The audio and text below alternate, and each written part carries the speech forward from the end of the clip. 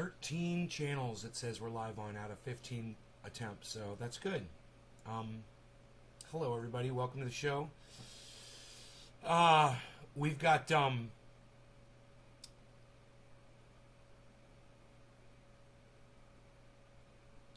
a big interview today, man.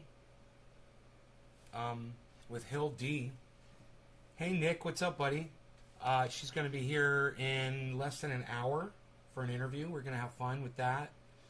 And I figured I'd go live early before the interview and just kind of take the edge off of my, my feelings here. Drink some coffee, have some bong rips, and get in the mode here. I got questions, and if you guys have questions for Hill, I'd love for you to put them in the chat right now. Maybe I'll write them down, and ask her if they're good questions. Hey Karen, hey Heavy P, Dean, Megsy. Good morning. Hey Steve. Thank you, Elizabeth. Hey, cool, Steve. Hell yeah. Kristen, Debbie, hello. Debbie's a little late today, everybody. We're all concerned about Debbie today. I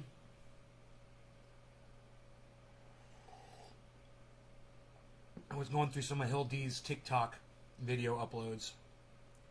Really good stuff, man. She's very passionate about what she's doing. I got so many questions. I've got, like I said, I wrote them down, but what I want to do is email them to me so I can get them up on the screen in front of me, so I'm not looking down at my phone during the interview. So let me see if I can.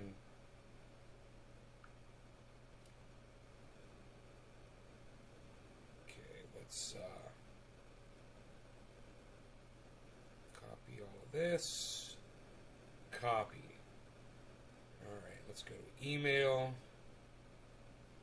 Email. Why you freeze? Huh? What do you mean, why you freeze? How's yours? Coffee's fucking awesome, bro. Coffee's amazing today. Alright, to me. Subject, Hill. Content, paste. Ship it off. We'll see if that email arrives, and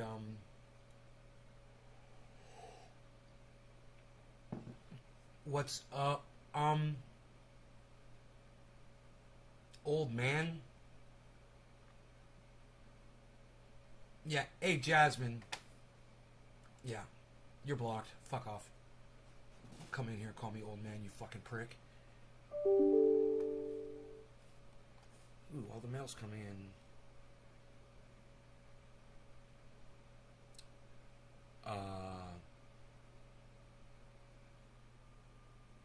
But where's the mail that I just sent? Did it not go out yet? Guess not. I don't see it.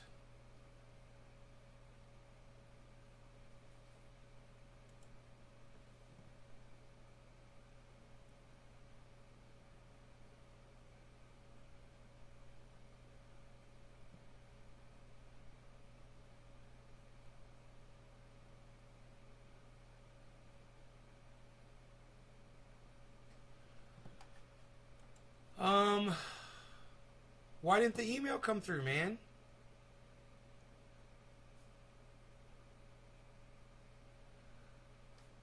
That is so weird. Alright. Where is the send and receive?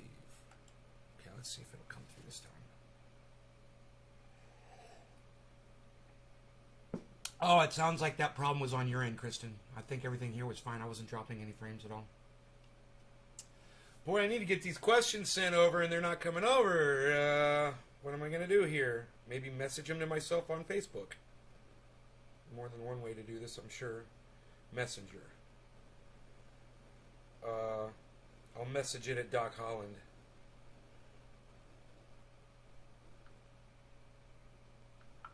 it should come up on my Facebook Messenger here. He won't mind. He's a friend. Okay, let's see here. Facebook. Facebook. Yeah, my friends are still in town. They'll be over here today. We're going to go see Oak Trees Grove. So make sure you tune in later for that upload too. If whether we go live or not, I don't know. But there will be some video from that, I'm sure. Messenger, here we go. Oh, I'm on the wrong Messenger channel, right? This is the wrong Facebook.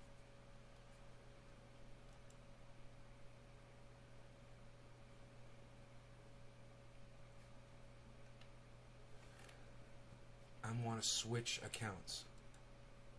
There we go. Switch accounts. Okay. Hopefully I can get these questions here before she shows up.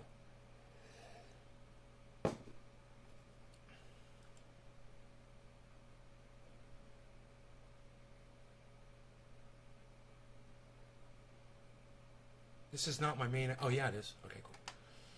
Okay, Messenger. Doc Hollandaise. Docky. Okay, great. Doc's going to get all the questions before even Hill sees them. That's funny. All right. Copy. Thank you. Okay, close out Facebook. Okay, go into my text here.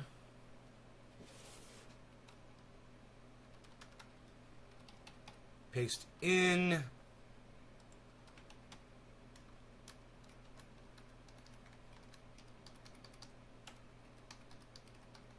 Okay, great. I got the questions right in front of me. Now.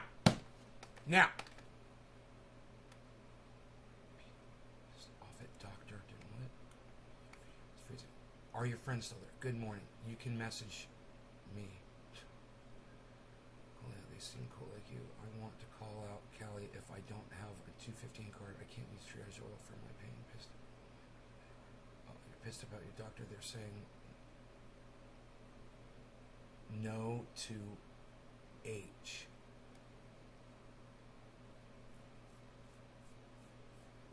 I can't use triage oil for my pain. Well, you can. Just don't tell your doctor you're using it, Kristen. That's all. You can't use triage oil for your pain. My coffee tastes like...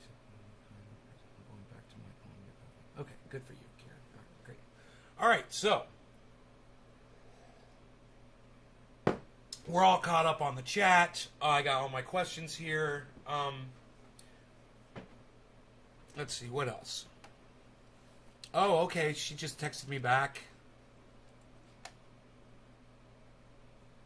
Nice.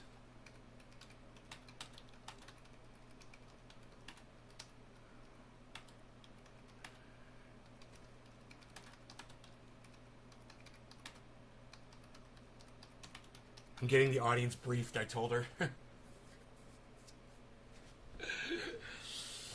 All right, so she said she'll be by soon to test the connection, which will be cool.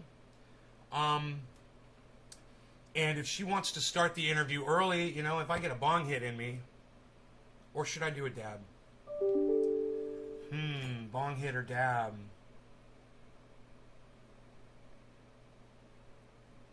I think I'm going to start with a bong hit. Yeah, we'll start with a bong rip. All right, so this is still good. Got some orange bud from yesterday. No law regarding cannabis. Cannabis is a business for all. Cheers, everybody.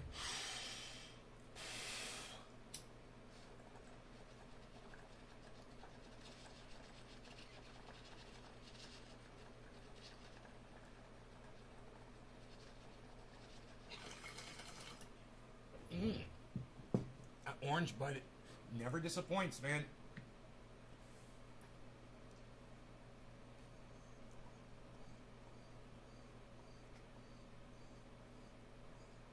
Did I change the picture on my main YouTube channel? No.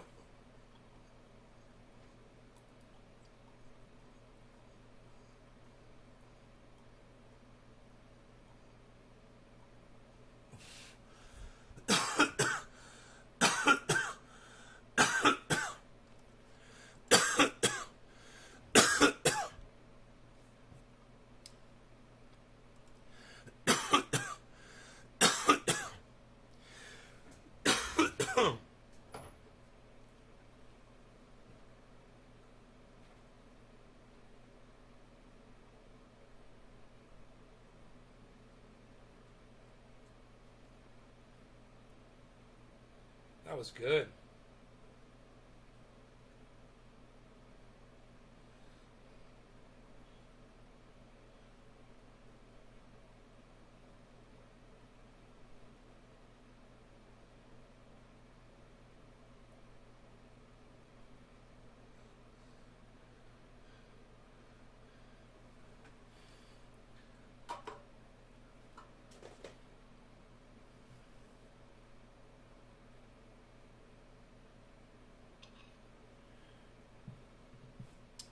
Okay, so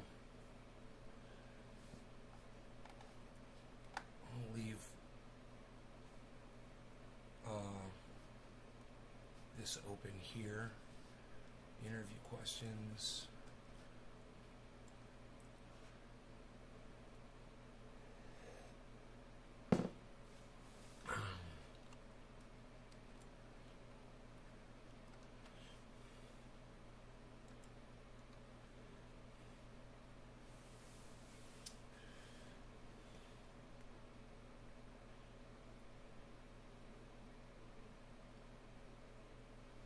Why did all the viewers leave? You're supposed to be subbed. What?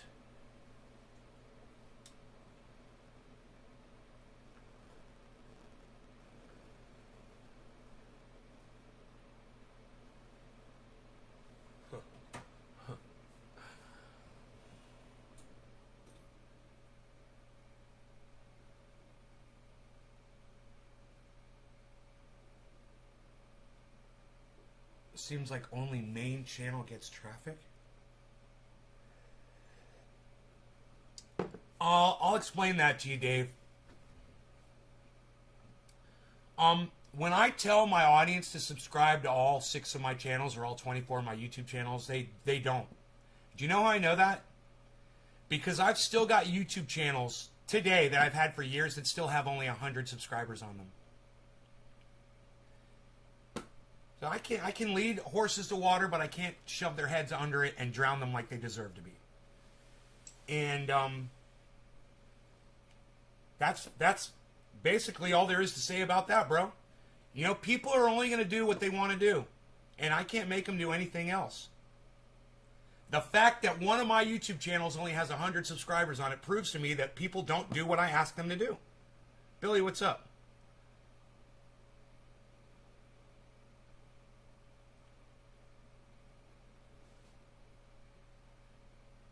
Holy water. Yeah, man, use bubble wrap. And, you know, that glass will break. They cannot touch, can't come into contact with each other. You can't ship 2 of them together if they're touching each other. I ship glass all the time. I've done it for a long time, bro. I've learned. I've got a lot of experience behind that.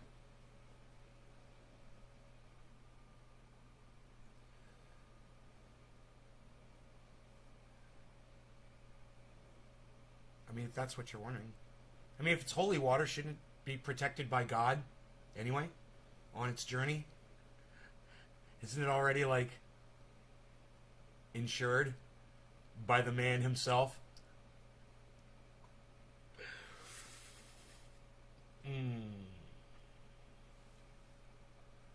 All right, so I'm thinking about it. Dabby, dab, dab.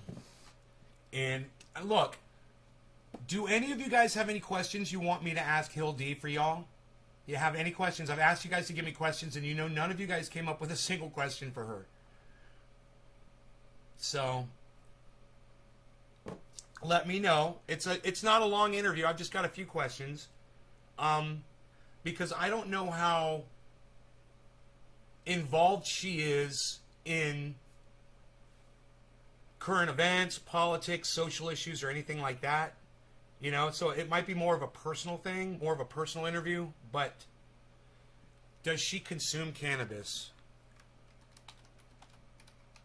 I wasn't going to ask her that at all, but I can ask her.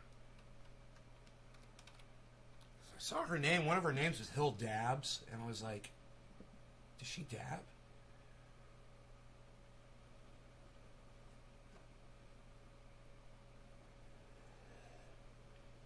It's salt water that I yelled at. Does she consume cannabis? What kind of content does she produce? Josh, she's on TikTok, Hill_DEEEE.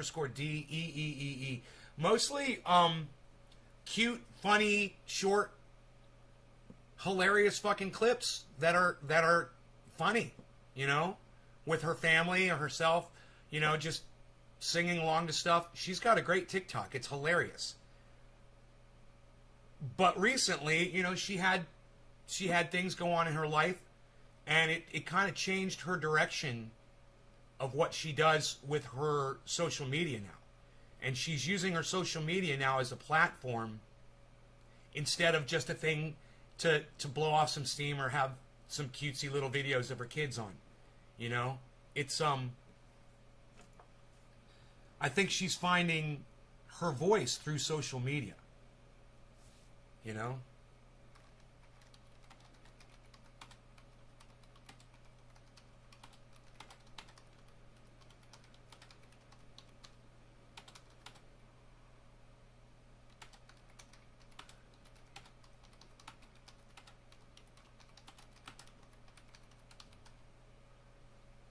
How to utilize TikTok, sounds and hashtags to target an audience.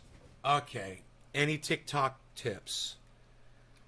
Can you offer my audience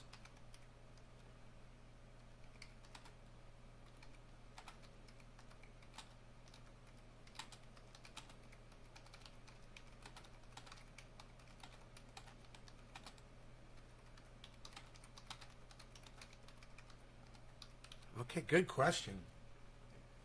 How did she get started in social media? You guys are good. Wow, Dean. Josh. I'm putting your names after the questions. Social media. Okay. Nick, the cannabis question. Okay, great. Any more questions, guys? Is she still having as much fun as when she started, or more fun? Well, Dean, that's obvious. Now, you don't have to ask her that question. I'll tell you. No, it's not fun. It's not fucking fun. What she's doing now, bro, she was having fun with TikTok, and now she's getting serious with it. And now she's talking about things that are not fun to talk about. It's not fun. You know? What I do on this show isn't fun all the time either. I want it to be. But like when we have a conversation like yesterday, or somebody comes in and says something that's depressing, that makes it not fun for me. You know, it makes it not fun for other people too. So, you know, there is an evolution that happens when you're finding a voice on social media, and it's not always fun. You know, sometimes, like Hill, you realize you have a message to get to people. And people aren't listening. You know, and when people aren't listening or they're pushing back, that shit's not fun. She has to deal with fucking trolls every day. That shit ain't fun. I can tell you, I know. It's my life. You know, what's that like? I'm going to ask her that.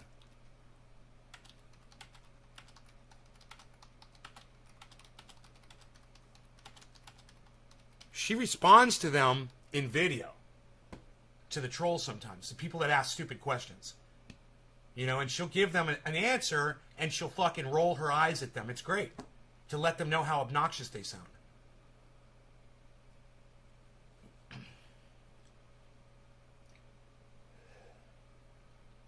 Billy, do you make money with TikTok? And how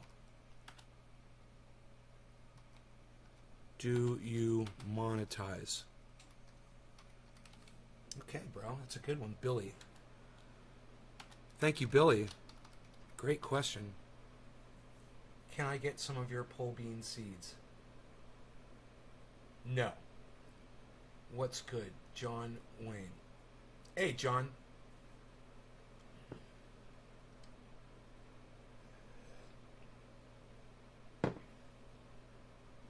Go to the fucking grocery store and go buy some. How about that? You know? Go to the goddamn hardware store and go buy some. What the fuck am I? Your goddamn your mom? Yeah, hey, You want me to ship you some Flex Seal too, Karen? I got some of that sitting around. What the fuck am I, your goddamn slave? What am I, your personal assistant?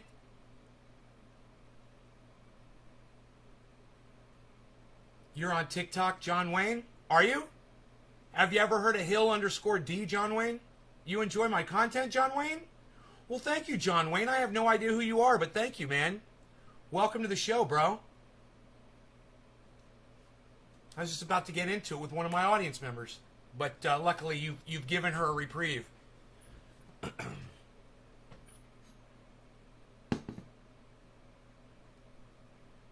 Yeah, I asked you if you wanted some. I didn't ask you if you wanted me to ship you something.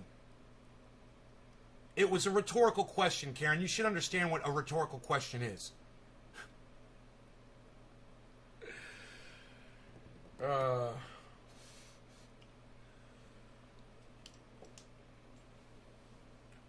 Give me. More. You're like a duck, Karen. You know, and I got the loaf of bread. You're gonna check Billy out? Billy? Oh. Billy? Billy Ballantyne? Oh, he's fucking hilarious. Billie.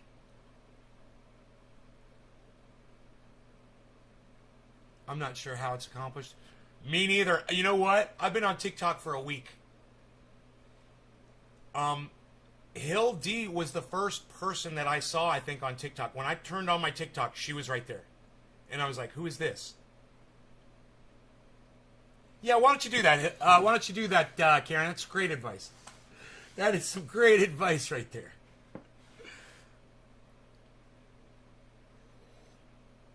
Yeah, Billy Ballantyne, man, he's fucking great. His channel's funny on TikTok. He'll make you laugh.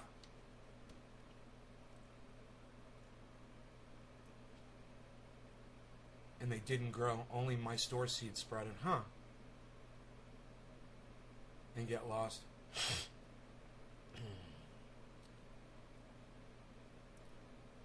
I don't know. But I feel like doing a dab. There's all of these dabs on here from last night. So fucking funny, dude. Oh.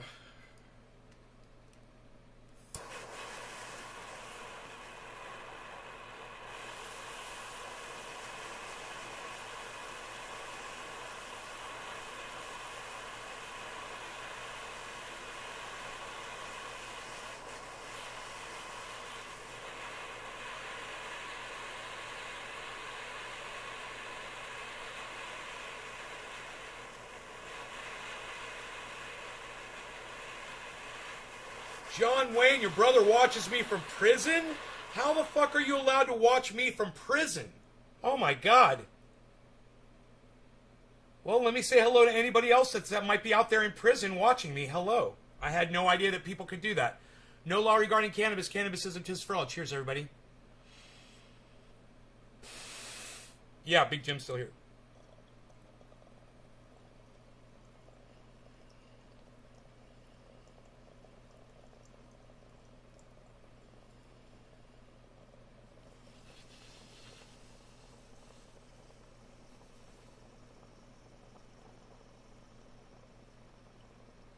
You're not going to stay for the interview, Kristen? What the fuck?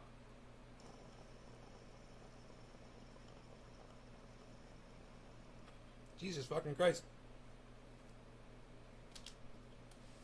Wish you guys would stay.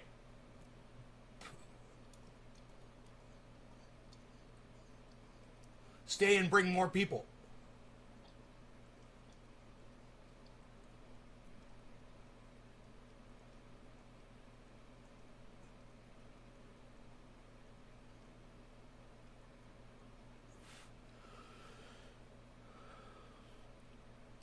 It makes his day a little better in prison. Thanks, bro.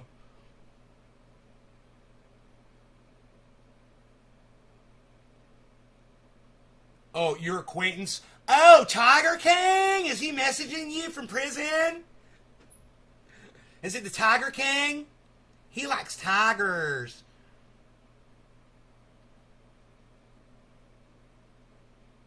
No.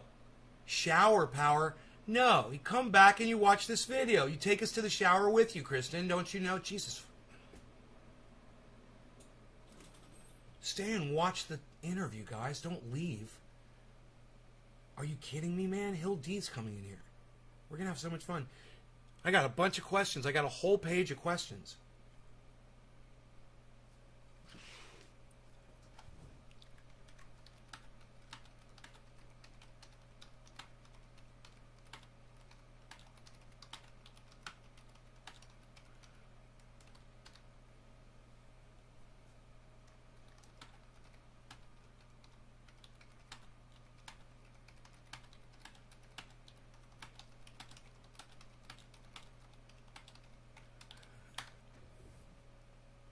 I got a good question for her.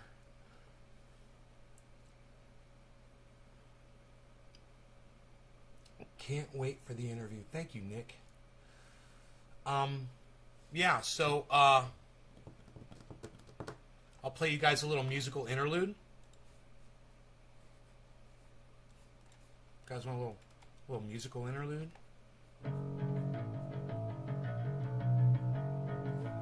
Prepare yourself. Prepare yourself. There we go. It's nice. Nice little musical interlude there, yeah.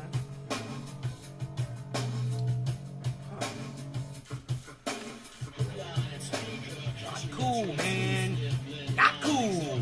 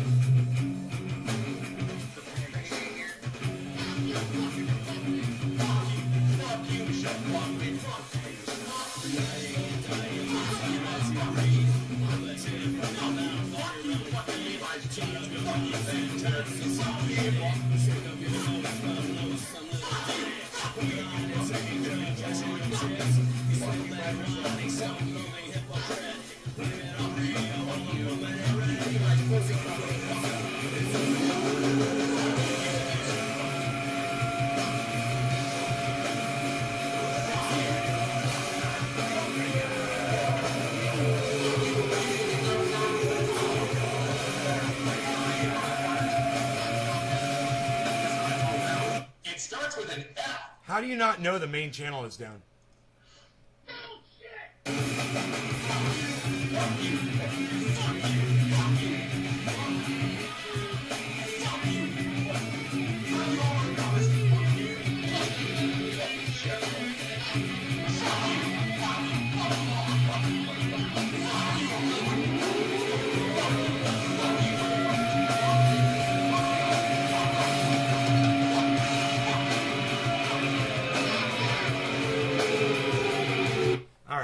So that's great.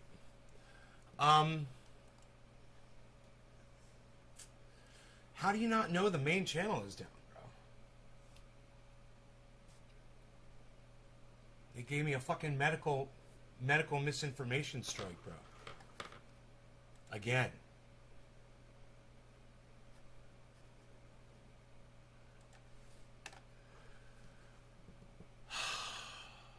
You know?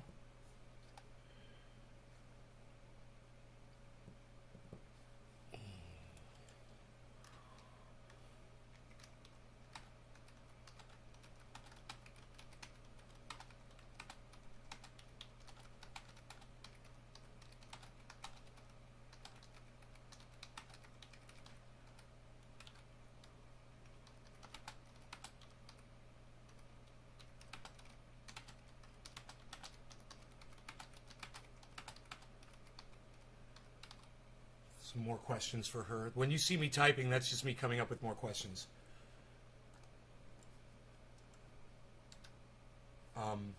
Yeah, and if you guys, hey, Docky Hollandaisies, what's up? Sam, what's up? Enoch, hello. I'm back to landscaping with my brother and missed a couple shows. Oh, bro, you want to know what I said?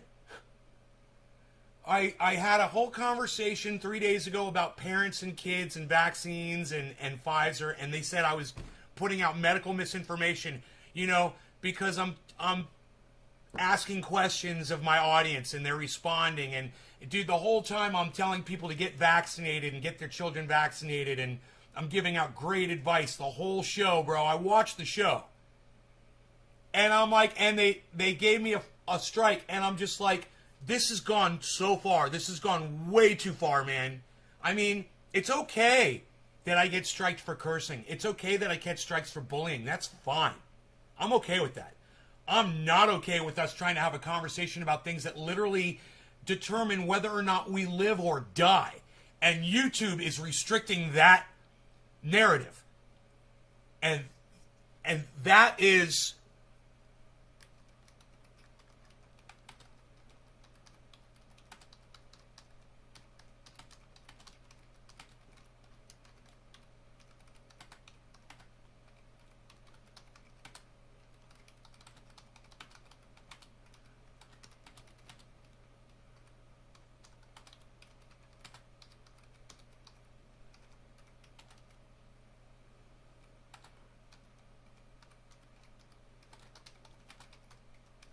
There, that's a good question. I'm here for support and can't wait for the interview. Doc, I want you to know something. There's a lot of my regular audience members who won't come here to support me for this freaking interview. And it means a lot that you just said that to me. You actually said the words, bro. Thank you. You're here for support. Thank you. That's all I ask, man, is come populate the servers, man. You know, come populate the chat. But, you know.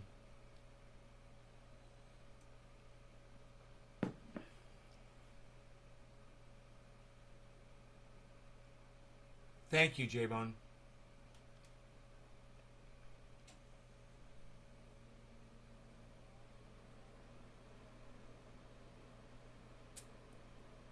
I have a feeling she's going to pop in any second.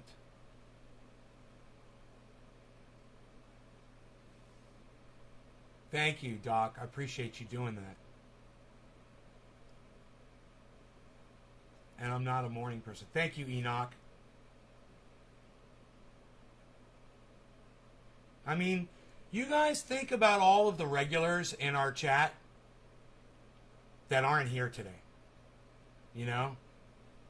And it's just like, why couldn't you guys just show up for the freaking interview, man, you know? I went live early. I got it out there. I tweeted it, man. I did everything. I figured there'd be, you know, about 40 people here, about double the normal amount. Even with the big YouTube channel down.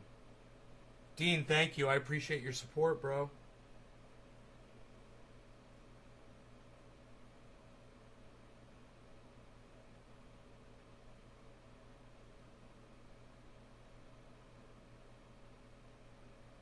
Wow, do you realize if Hill D went live on TikTok, she'd probably have like 10,000 people watching her live at the same time?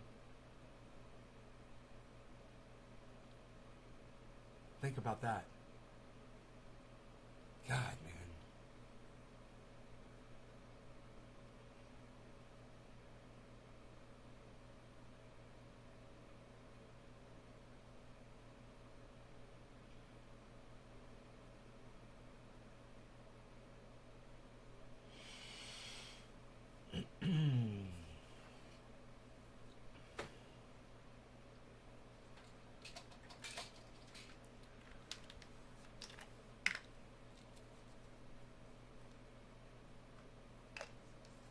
Wild grapes? Yeah?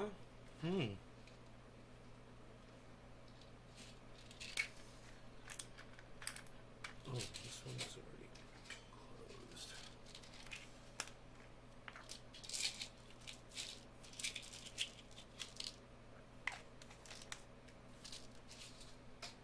Alright, let me see if there's anything going on in the news today, because we could chat about that too.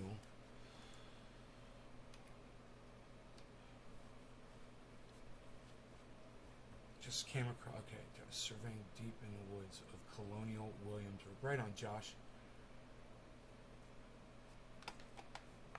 Oh, Trump's coup. It was real and it hasn't passed. That's what they're talking about. So. Oh, why do you do that, man? Why did you just hide all of my windows on my screen? Why did you just frickin' do that? Dude. I hate Windows 10 so much. Dude, all of my windows just closed. Because I was moving a screen. Because I had a screen, right? I had a window and I was moving it from one screen to another. And in doing that, it closed all my windows. It closed all my windows. It minimizes all my windows. You know, because there's some engineer, there's some re-engineer at Windows 10 who thinks it's a good idea to make all your windows close for no freaking reason whatsoever. Write it down. Hashtag re-engineered.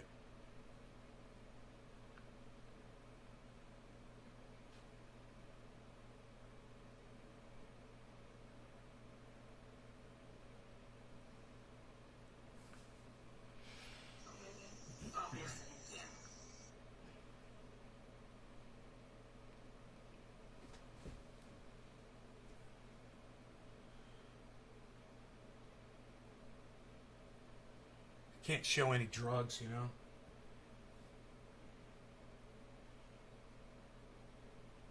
So on multiple windows on Windows 10, when I drag a window across, it shuts all my other windows down and minimizes them, you know, because some re-engineer over there at Windows 10 thinks that that would be a good idea.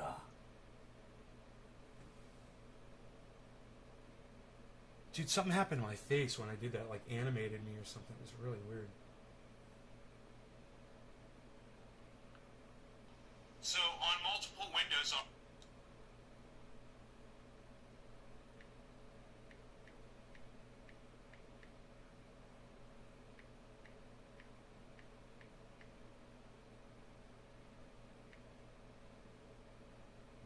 is it re-engineered?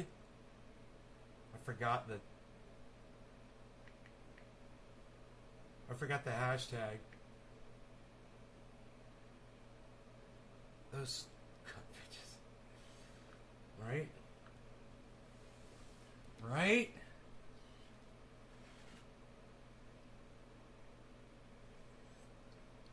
I will literally upload a TikTok right now as we wait for a TikTok icon for an interview. I'm uploading a TikTok. I love it.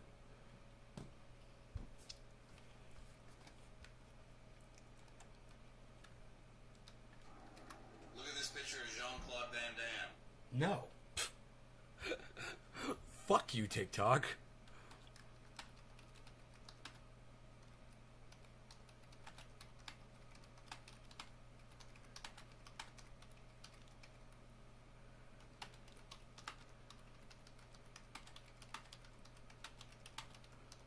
We'll see. We'll find out if she has any TikTok inside info. Will be great. Oh, it's Billy Valentine. It's not. It's The Rock. Van Damme. The Rock. Oh. Van Damme. The Rock. Van Damme. The Rock. Van Damme. The Rock. Billy.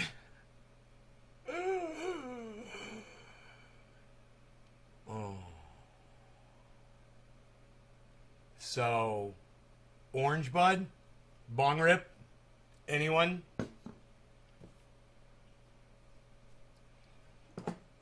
What do you guys think?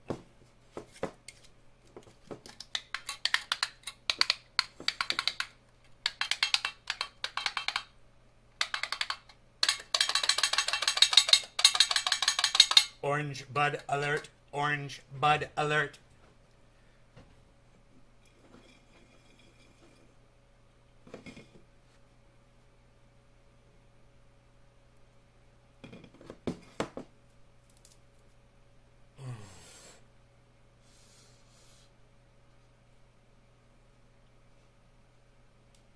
Who TikToks are hilarious. Yeah, I know. I know. He does those voice swaps pretty good. I don't know how he does that so good. How much fucking I'm gonna ask. I'll ask Hill that.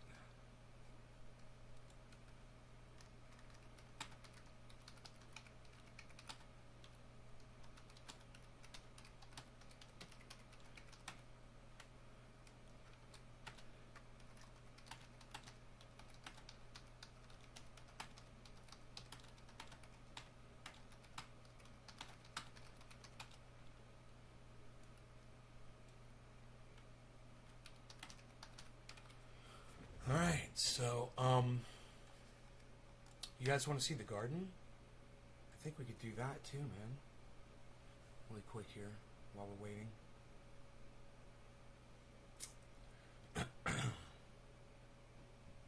Hey, Doc, thanks for telling people, man, about this show. I appreciate you so much for doing that. There's a fly buzzing around in here, man. There would be, right? Why today? Why is there a fly? It's like that scene from Breaking Bad.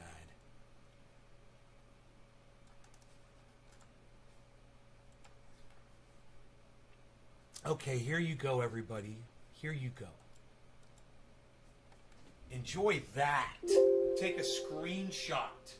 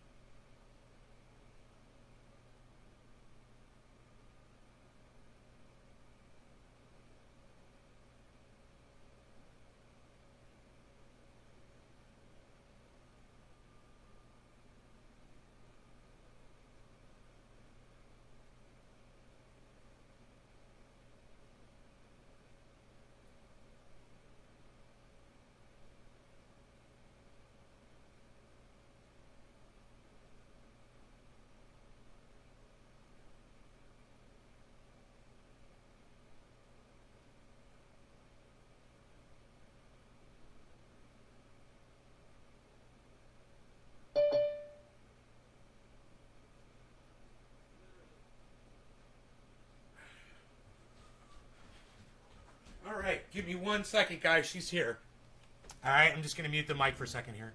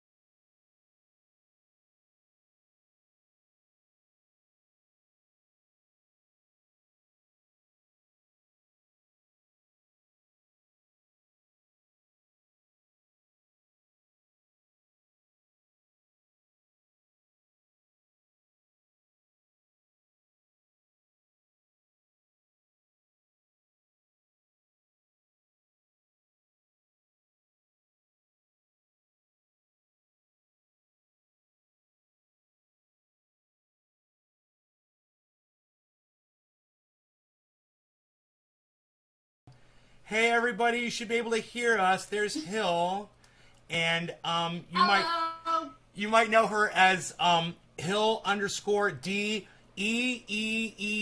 on TikTok. And Hill, I just want to say thank you so much for coming on my show. I really appreciate it. Of course. It's an honor to have you on. And I hope you guys, the last thing I saw in the chat was that Dean said no sound. So if you guys can hear me and you guys can see everything, just let me know that everything's running good before we get started here. That would be great. I'd appreciate that. Oh, great. Thank you, Dave C. Fantastic.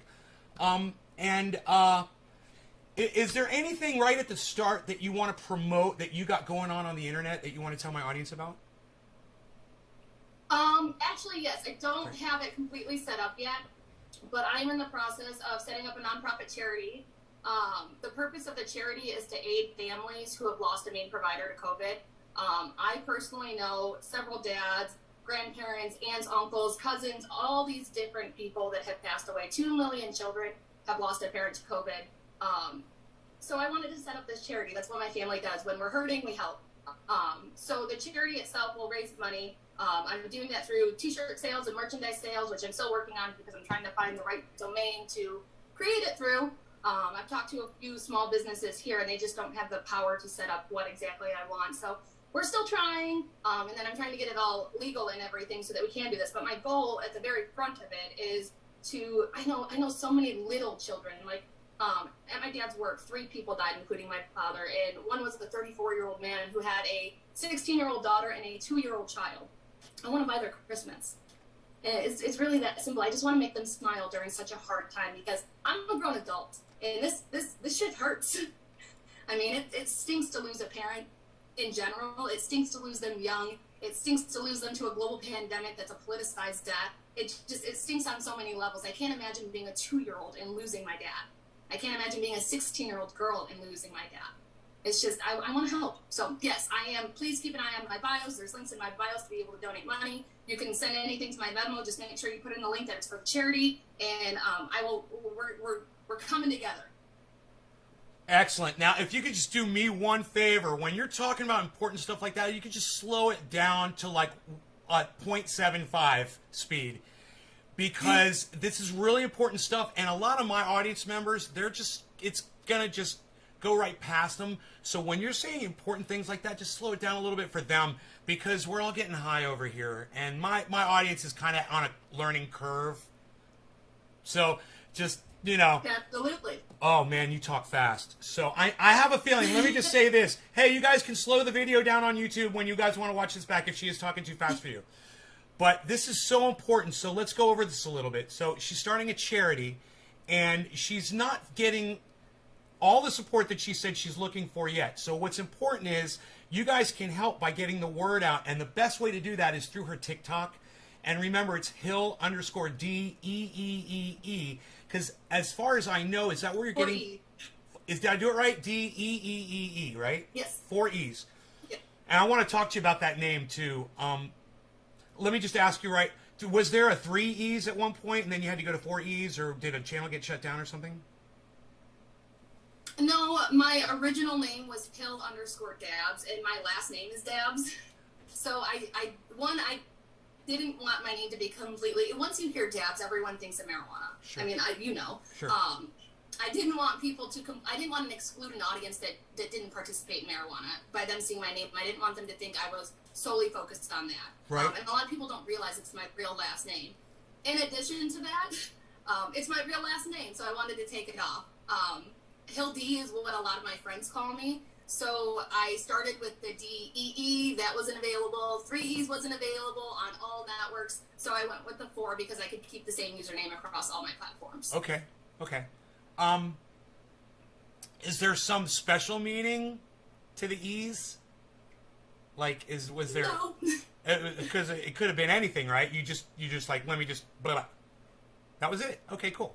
Yeah, it was like, well, everyone calls me Hill D. So one, just the D wasn't available. I tried to add more to it, and it got to the point where 4 E's is what was available across everything. So that's just what we stuck with. And I was like, well, I could always change it. And then I'm like, well, now I'm getting a lot of attention here, and I don't know if I want to change my username. Is TikTok your biggest platform on social media? Absolutely. I am from Michigan. I am in Metro Detroit, so it's a very split state here. You get a lot of the older crowd that is very conservative. You get a lot of younger crowd that's very liberal. So Facebook wasn't a great network to try to push this stuff on. I had a lot of negative feedback from older family members and older friends and everything. So I kind of just converted to TikTok, where I'd already had a platform. I think around the time my dad got sick, I had already had around 100,000 followers. So I just kind of just started piggybacking off of that. I was never one to really talk politics or anything along, who'd you vote for or anything like that. I wanted to focus on my channel, which my channel was my lifestyle. My lifestyle was being a boy mom or, my health or anything along those lines. But then once my dad got sick, it was, holy cow, this stuff is real and it's dangerous and it's killing people in the way that it's killing people. I didn't feel right not warning people. I mean, I've been watching through some of your videos, and I see how serious you take it. And your channel took a turn, through COVID. When you started, what was it when you started? You did a cute thing. It was cute. You did like, I watched your very first video, and it was like the beard shifted from your face to your boyfriend's face or something, right? Uh-huh. Your husband. And that was great, and I saw the video you put up of the bug on the coffee maker. Mm-hmm. So you get these cute ideas, and that strikes me as that seemed to me like that was where you were going. You were going to do. Mm-hmm. What inspired you to do cute, funny little videos like that? Were there people on TikTok that you were already watching, and you're like, oh, I'm going to do it like that, or? Kind of. It was more of I've always been a very social person. I did the commercial. When I first started with this, I was the customer experience manager at a dealership, and I ran all of their social media platforms. I was in their commercials. I was the spokesperson for a lot of things. I was the face of a lot of things. Wow. I'm not a shy. No, nice. That works. So it kind of fit with me, and I'm a very positive person in general. I'm the person that always sees the glass as half full. I look for the silver lining and everything. And my videos, the trends that I did was a lot of the using using song lyrics as the answer to a funny question or something, and it just fit my lifestyle well, because that's just we're a lot of shorthanded quick jokes and things like that. I like to make people smile. It makes me happy. So that's my channel follows my mental health really well. Is that what you're just referring to, your earlier videos? Is that called voice swapping, what you were doing? Yes. Okay, yes. So is it challenging to do that? Is it hard to do? I wouldn't say that it's necessarily hard to do, but it gets hard to come up with content that's relatable. Let me just say this. One of my audience members just came back, and I just want to say, welcome back, Kristen. Thank you. We're glad you're back. Does it take multiple takes, or do you get it right the first time when you're voice swapping?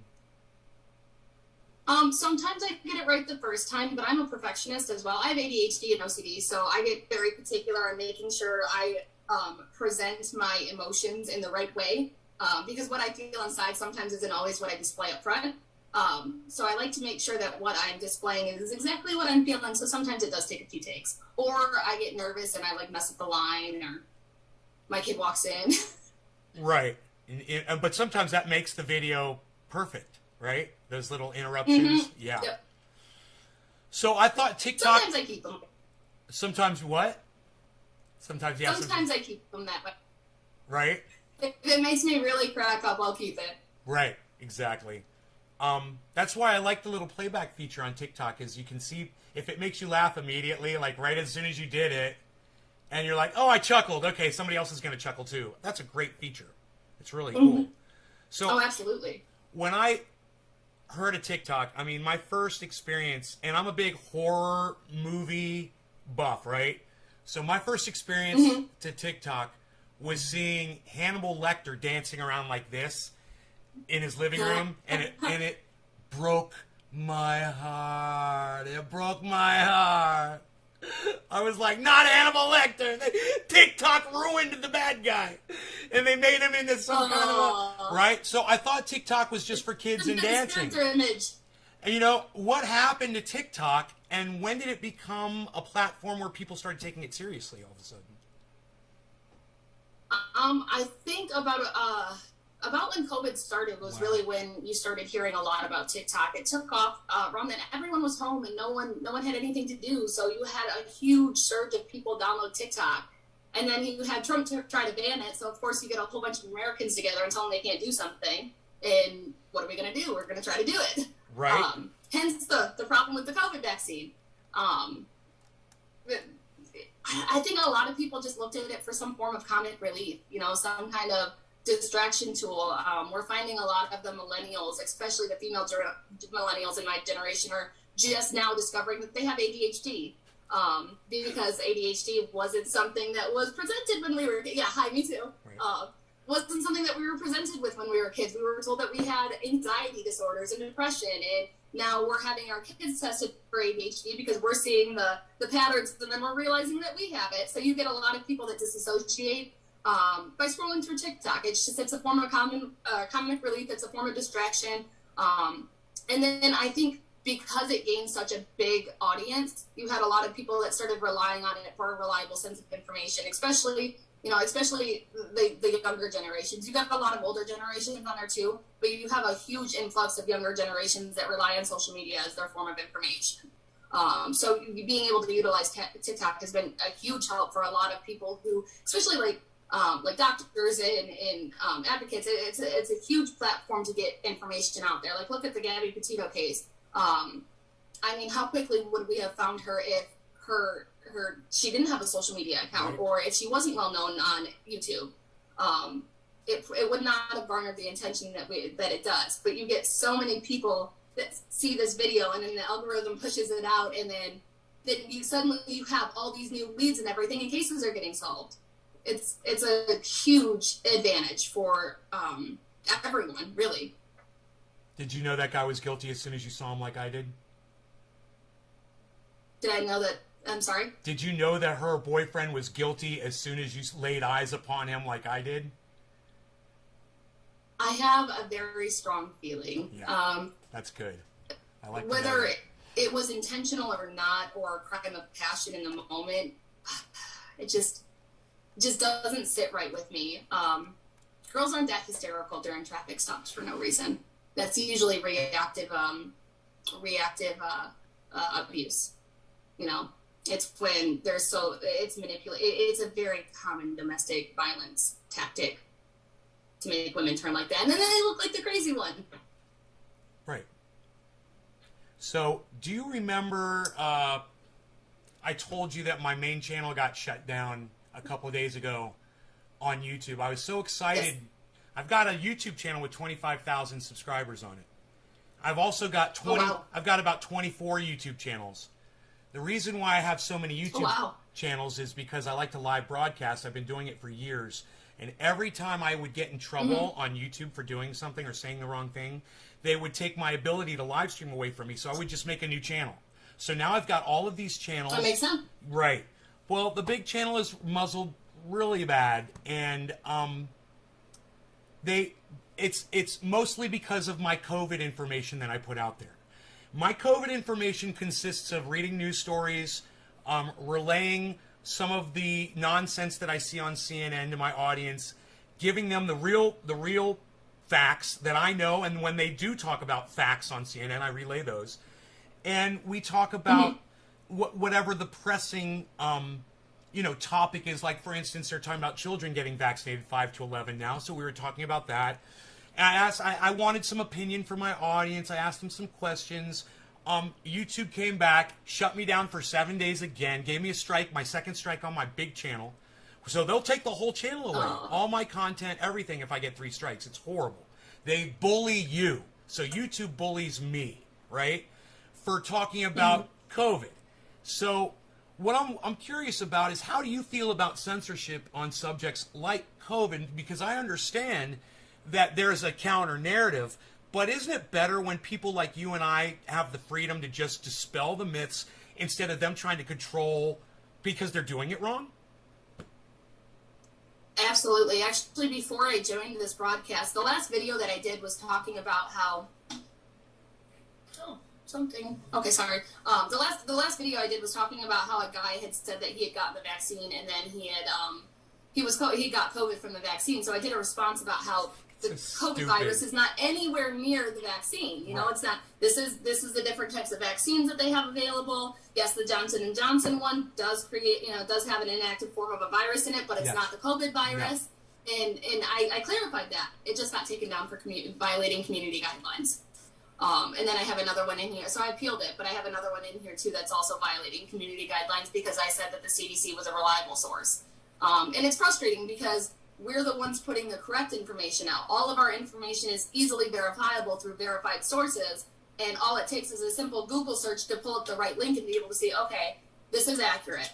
And it's frustrating that you get, a handful of people who don't believe what is true, because there's not even a dispute of whether it's true or not. It's that they don't believe what is true. And they mass report my videos, and then they're getting taken down. I'm amazed that the statistics video is still up, because I'm certain that it has been reported at least 1,000 times. Over. It's frustrating. It's more than frustrating. It's exhausting. Mm-hmm. It's like paddling upriver, and all you have is a stick with no paddle on the end. And I've been doing this for years. I see this in you. This is the thing. What led you to believe it was okay to curse on your TikTok channel? Just curse, even, let alone talk about COVID. Did you see someone else cursing on TikTok? No, my dad was always the one who censored me with swearing online. So I'm actually mortified at the fact that a video of me cursing so badly went that viral. Because he would sit there and he'd go, "Oh, that's my daughter. I'm so proud of her. She normally doesn't swear like that."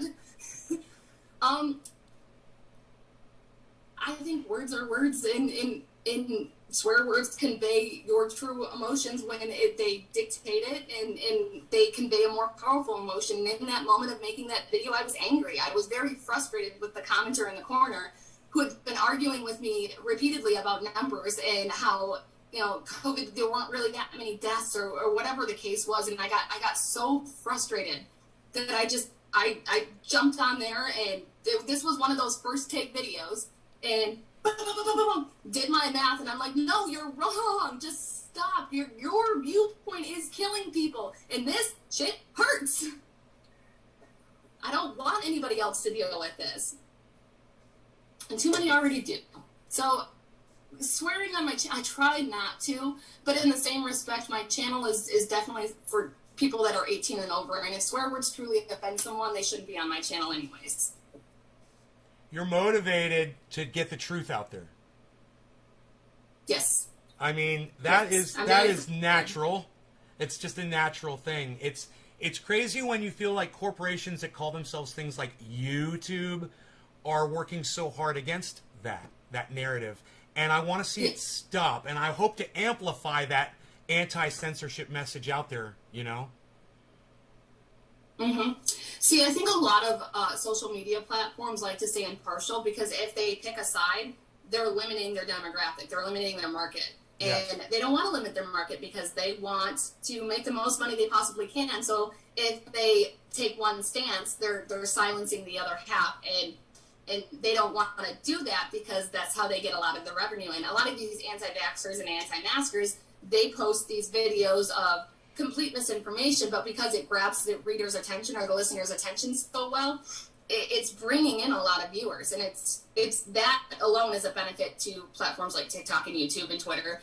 It's because they see the attention that's getting, and it's bringing them in more revenue. Right. So they're a business. They're going to do what they can to keep their business. It's the same thing I did at the dealership I worked at. My job was, like I said, I was a customer experience manager, and I ran their social media. It was really important to my company to be able to stay impartial to certain political topics, because they didn't want to limit their demographic on what their market is. Right. And it's frustrating because I think if more businesses took a stance on big topics like this, they would actually get a lot more support. They would get a lot more people on. They would gain more than they would lose. Right. And that's exactly what I've seen with my channel. I've gained more than I've lost. So I feel these corporations, they're so big, they're making so much money that the decisions now they're not as focused on making the money because the money's just coming in no matter what. Now they're focused on control and covering their own asses as far as lawsuits and the federal government coming in and stopping what they're doing. So I love this old saying, the road to hell is paved with good intentions. The censorship road that we're going down is what we've been warned about. 1984, George L. Orwell. There's a movie called Brazil, Terry Gilliam. It's fantastic. It's the same thing. There's a movie called Idiocracy. Have you ever heard of that one? Idiocracy? I have not. Okay, it's a comedy. It's a dark comedy. It's like really goofy, hilarious. And what it does is it depicts that in the future, smart people just decide to not have children, and dumb people decide to just overbreed. So the world becomes populated with low IQ people, and the future is painted with a bunch of silly people that don't really know what's going on, and they're watering their plants with Gatorade, and the plants are all dying, and they can't figure out what's going on because they're so dumb. I propose this: the makers of that movie didn't foresee COVID. And now COVID has become an IQ test of its own. And it's doing the exact opposite. It's doing the exact opposite. Do you foresee a future? If this keeps going the way we're going right now, and the way we're going right now is not good. And if it keeps going that way, do you see a future where there's more intelligent people in making up the population, and that people just refusing to get vaccinated just kind of die off? The thing is that you have a portion of people that refuse to get this vaccine. And then you see that same portion of people that are on here advocating against a vaccine. You see them in my comments going, no, it does this. Or I knew so-and-so who died from this and this and this. You know, or they got the shot and then they had a stroke 2 days later. And I'm sorry, they don't even refer to it as a vaccine or the shot. It's the jab. Jab, right, sure. It's so demeaning, and it's frustrating because those very same people, I have a TikTok that I'm going to do that shows the names of these people. But those very same people are the ones that are saying, oh, obesity is 80% of 80% of people in the COVID ICUs are obese. And then I look at their pictures and everything, and I'm like, technically you fall into that category. So why aren't you scared? And then you're seeing these very same people die. They're literally dying on the hill that they're trying to stand on. They're in ICUs begging people to get the vaccine as they're already on death's door. And yeah, I mean, in the end, it's perfect Darwinism. Yeah. And it's frustrating because as much as you want to save these people, right, they're not allowing themselves to be saved. And that's in part due to the internet, though. We were talking about how wonderful the internet is, and then you've got the dark side as well. You get like a balance. You get good and bad. And someone asked me that actually. They're like, how do you feel about social media and everything? Why is this pandemic having such an issue that previous pandemics haven't had? Like the Spanish flu in 1918. Well, they had a lot of the same issues. They just didn't have it on quite the global scale that we do because they didn't have the ability to communicate like that. Social media has given everyone a voice, and not everyone deserves a voice, unfortunately. Exactly. Not everyone deserves to be able to share their misinformation. Okay, I'm gonna say something a little different. They deserve not to be listened to, but I think everyone deserves a voice. Yes. I mean, I want the Alex Jones. Are you familiar with Alex Jones? No. He only snorts half a line of super male vitality in the morning because it is so ultra potent. You can't say that on TikTok. You can't do drug references on TikTok. It's tricky. It's really tricky. But anyway, that was my Alex Jones impersonation. That's the way he talks. He's a hardcore anti-vaxxer, anti-government, libertarian. He's been on Joe Rogan a few times. They're friends. And he spreads misinformation constantly. But he's kind of lovable. Number one. Number two, he might be doing it to make money. And if he might not even believe what he says, it's possible. I don't know. Number three, when we start talking about censorship in the way that I've been muzzled, now that I've got a message that really matters, I can't get it out to anybody. It's really sad. I've been completely shut down. Someone like Alex Jones, he goes live, he gets 1 million people watching him to tell people the wrong thing. It is put me in a place today where now I look at it and I say, everybody deserves a voice. It's just that give us the choice of whether or not to listen to these people or not, and stop weighting one voice against another, and give everyone an equal platform, because then someone like you or someone like me will have millions of people listening to us if you don't algorithm people away from hearing us, that control. But let's get away from this for a second. I want to ask you something off the all together in life, in what you do. Who inspires you? Who do you love to listen to and learn from? My kids. Yeah, and my kids are my inspiration. Their ages?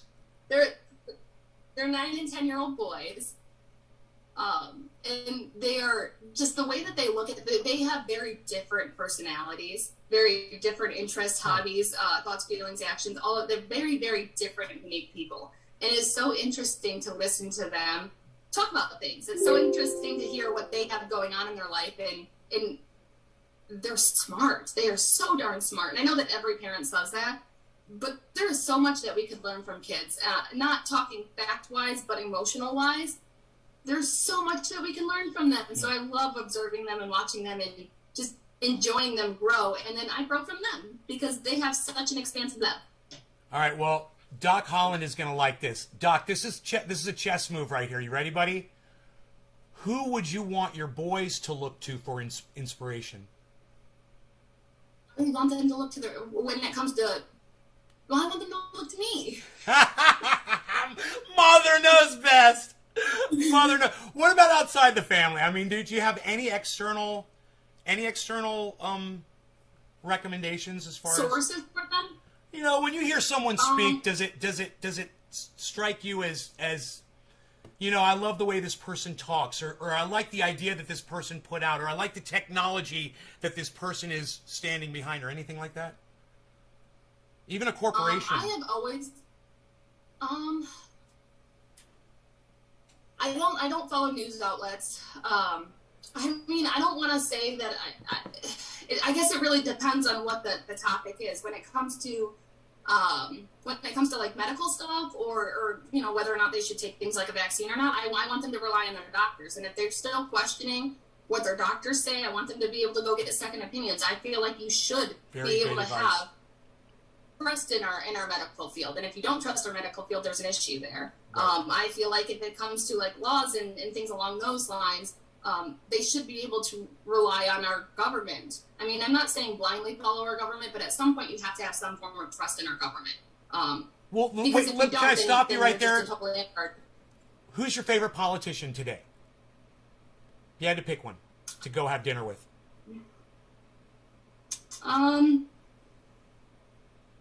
It's so great that it's taking you a while, because I hate all politicians. I hate them all. So the fact that this is taking you a little bit of time, it makes me so happy to see that there's a pause here. This is great.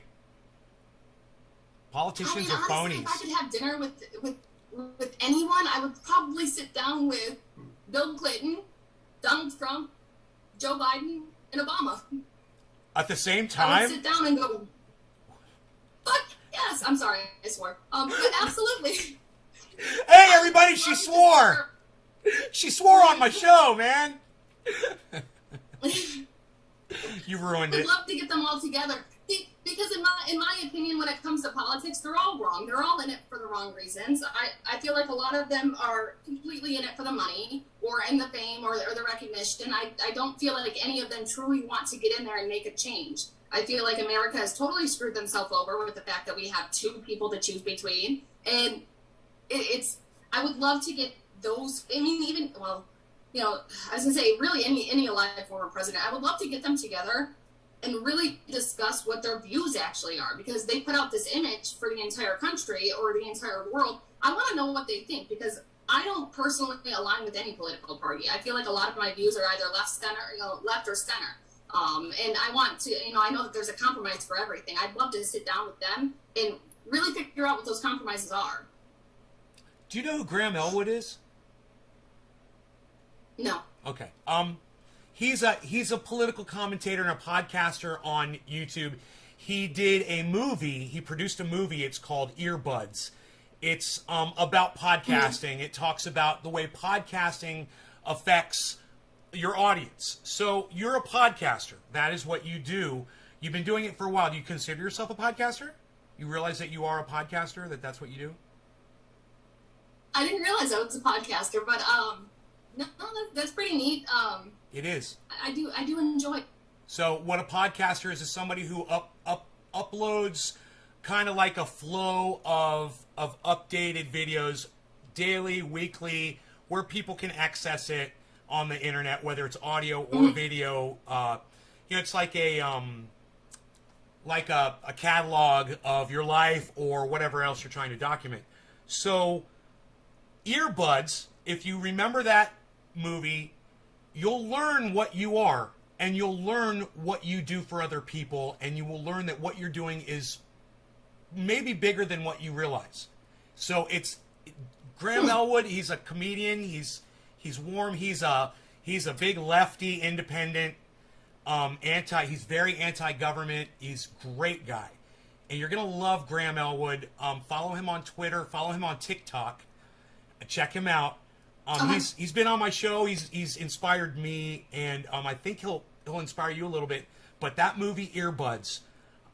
So speaking of that, is there anybody that you personally follow on TikTok that you enjoy watching?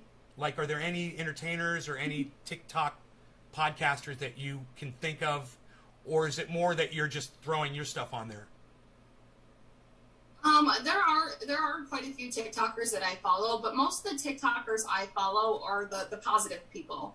Like I follow, Call Me Chris. She's my comic relief. I love watching her skits because all of her skits are about Midwest and being a middle child, and I'm from the Midwest and I'm a middle child, so I relate to it very well. Nice. And if I'm going to sit there, like I said, with my ADHD, if I'm going to sit there and scroll, I'm disassociating. I'm looking for the comic relief. I'm looking for the distraction from the serious. There are quite a few nurses and doctors on there that I follow that I like watching their stuff because I get more accurate medical information when it comes to COVID and the vaccine. Like there's several of them that I'm now mutuals with that I will reach out to them in messages and be like, hey, will you just keep an eye on my videos, make sure that everything I'm reporting is accurate, medically accurate, scientifically accurate. I don't want to put out the wrong image. And I've created quite a family there, and I love it. That's neat. So, because that was one of the things that from the audience that people were curious about. I've got so many questions for you, but I'm just going to go down the list here. How many people are watching? I don't even know.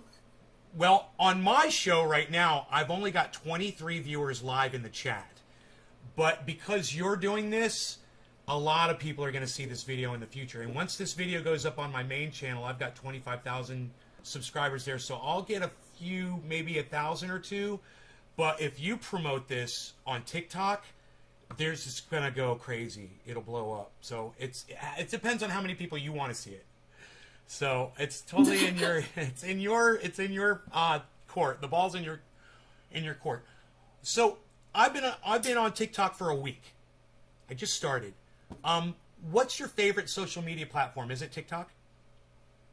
It is TikTok. Okay, and it is TikTok. You're on TikTok. You're on Twitter. Are you anywhere else? I'm on TikTok, Twitter, Instagram, YouTube, and Clapper. And is it the Hill _DEEEE on every channel? Every channel except I think Clapper. I'm not positive if I've changed that one. No, that one I did not change yet. That one's still the Hill _Cabs. So you want to teach me something now? You want to be my educator? Yes. What is this Clapper of which you speak? I've never heard of it. When TikTok was threatened to be banned, Clapper kind of came around, and a lot of the big TikTokers started promoting a Clapper account. Clapper is very, very similar to TikTok, only they're less restrictive on your content. They're less restricted. Like, there's cannabis users on there that are a lot more vocal about this use. There's a lot of different things that you can't promote on TikTok that you can on Clapper. We're like going. people who utilize OnlyFans. Oh, they we're can promote going. on there. That's nice. Yeah, you know, my OnlyFans hasn't started yet, so I don't have one of those either. Yeah. I got to lose about 10 more pounds at least. I'd have to lose the husband to do that. He's a smart man. I love your husband. Yeah. Girl. He's very smart. I got a question about him later. Okay. What do your personal friends think of your posts? Like the people you grew up with, and besides your father, you already said that, but what do other people say? I will say that I have lost a few friends, but I lost a few friends prior to that video going viral. I lost a lot of my friends with a lot of my advocating on Facebook. I think people were great when they were watching us go through my dad's illness and then his death. They were really strong, really supportive. A lot of childhood friends, you know, people I've known since I was little. And like I said, I'm in a very split state. Like very split. Everyone in my high school is like down the middle. It's this half loves liberal, this half loves conservative. But I lost quite a few friends on there because they don't believe in vaccines, or they don't believe COVID's that serious, or they're anti-maskers. I mean, there was a huge influx of my friends that went and protested at the health department our mask mandate in our county. So I've lost quite a few of their, you know, those friends, but they were never people that I was very close with. But my main group of friends and my family have been super kind and super supportive. They absolutely love seeing this. A lot of them have witnessed the effect of everything I went through with my dad, or they experienced it themselves because they're my siblings, and they're really proud. That's good. It's awesome. It's good. I could totally see that. I told my sister this morning, I actually talked to my sister this morning, and I told her about this interview and everything. She's like, oh, you'll do great. I'm so excited of you. You know, so excited for you. And she told me, she goes, Dad would be so proud of you. Oh, yeah, he would. Yeah, he would. I love that. That's very sweet. I love seeing when people comment that, because it hits your heart so close. Right. Because that's why I'm doing it. Right. Right. And that's one of the things I love about your TikTok uploads is you will get emotional and you will show your true self. I play a character on this show and I try to have that little barrier with my audience, but you're just so real and everyone can see you for exactly what you are, and you open yourself up.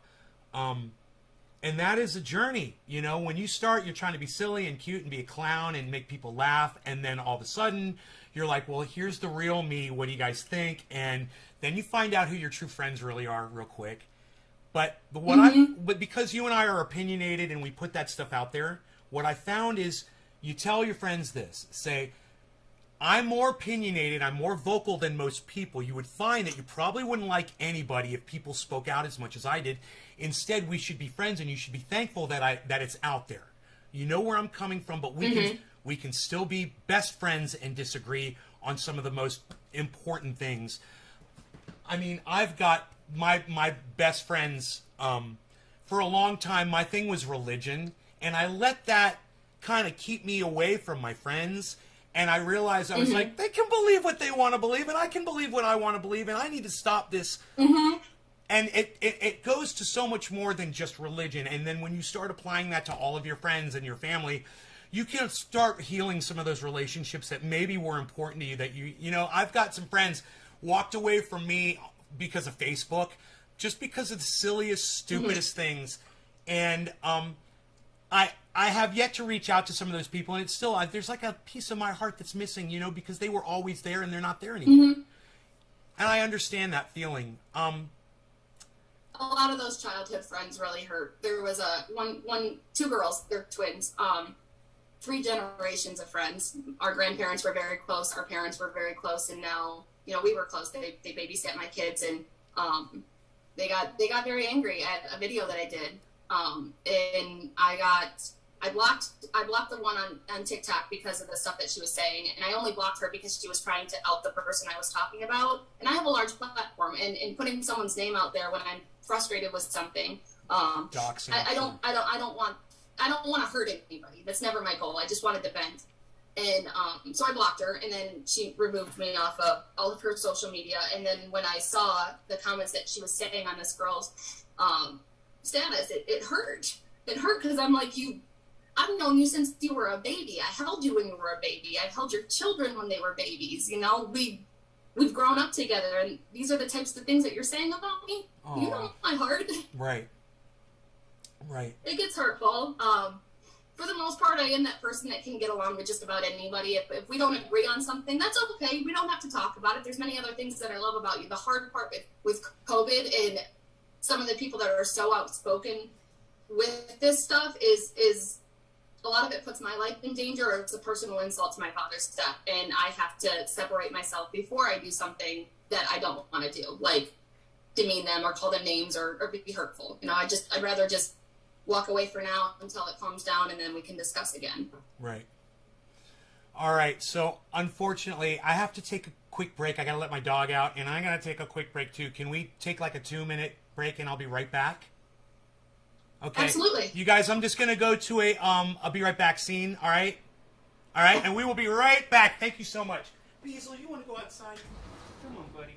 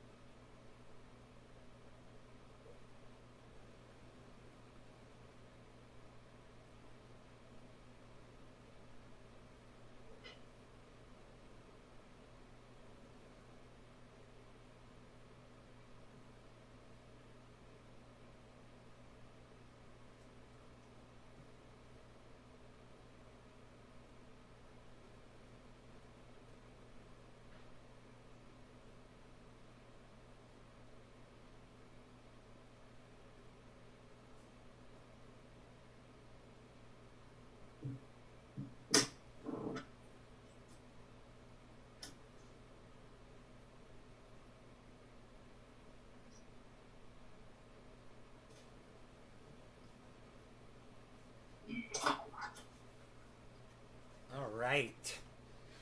Just going to leave my door open for my bees.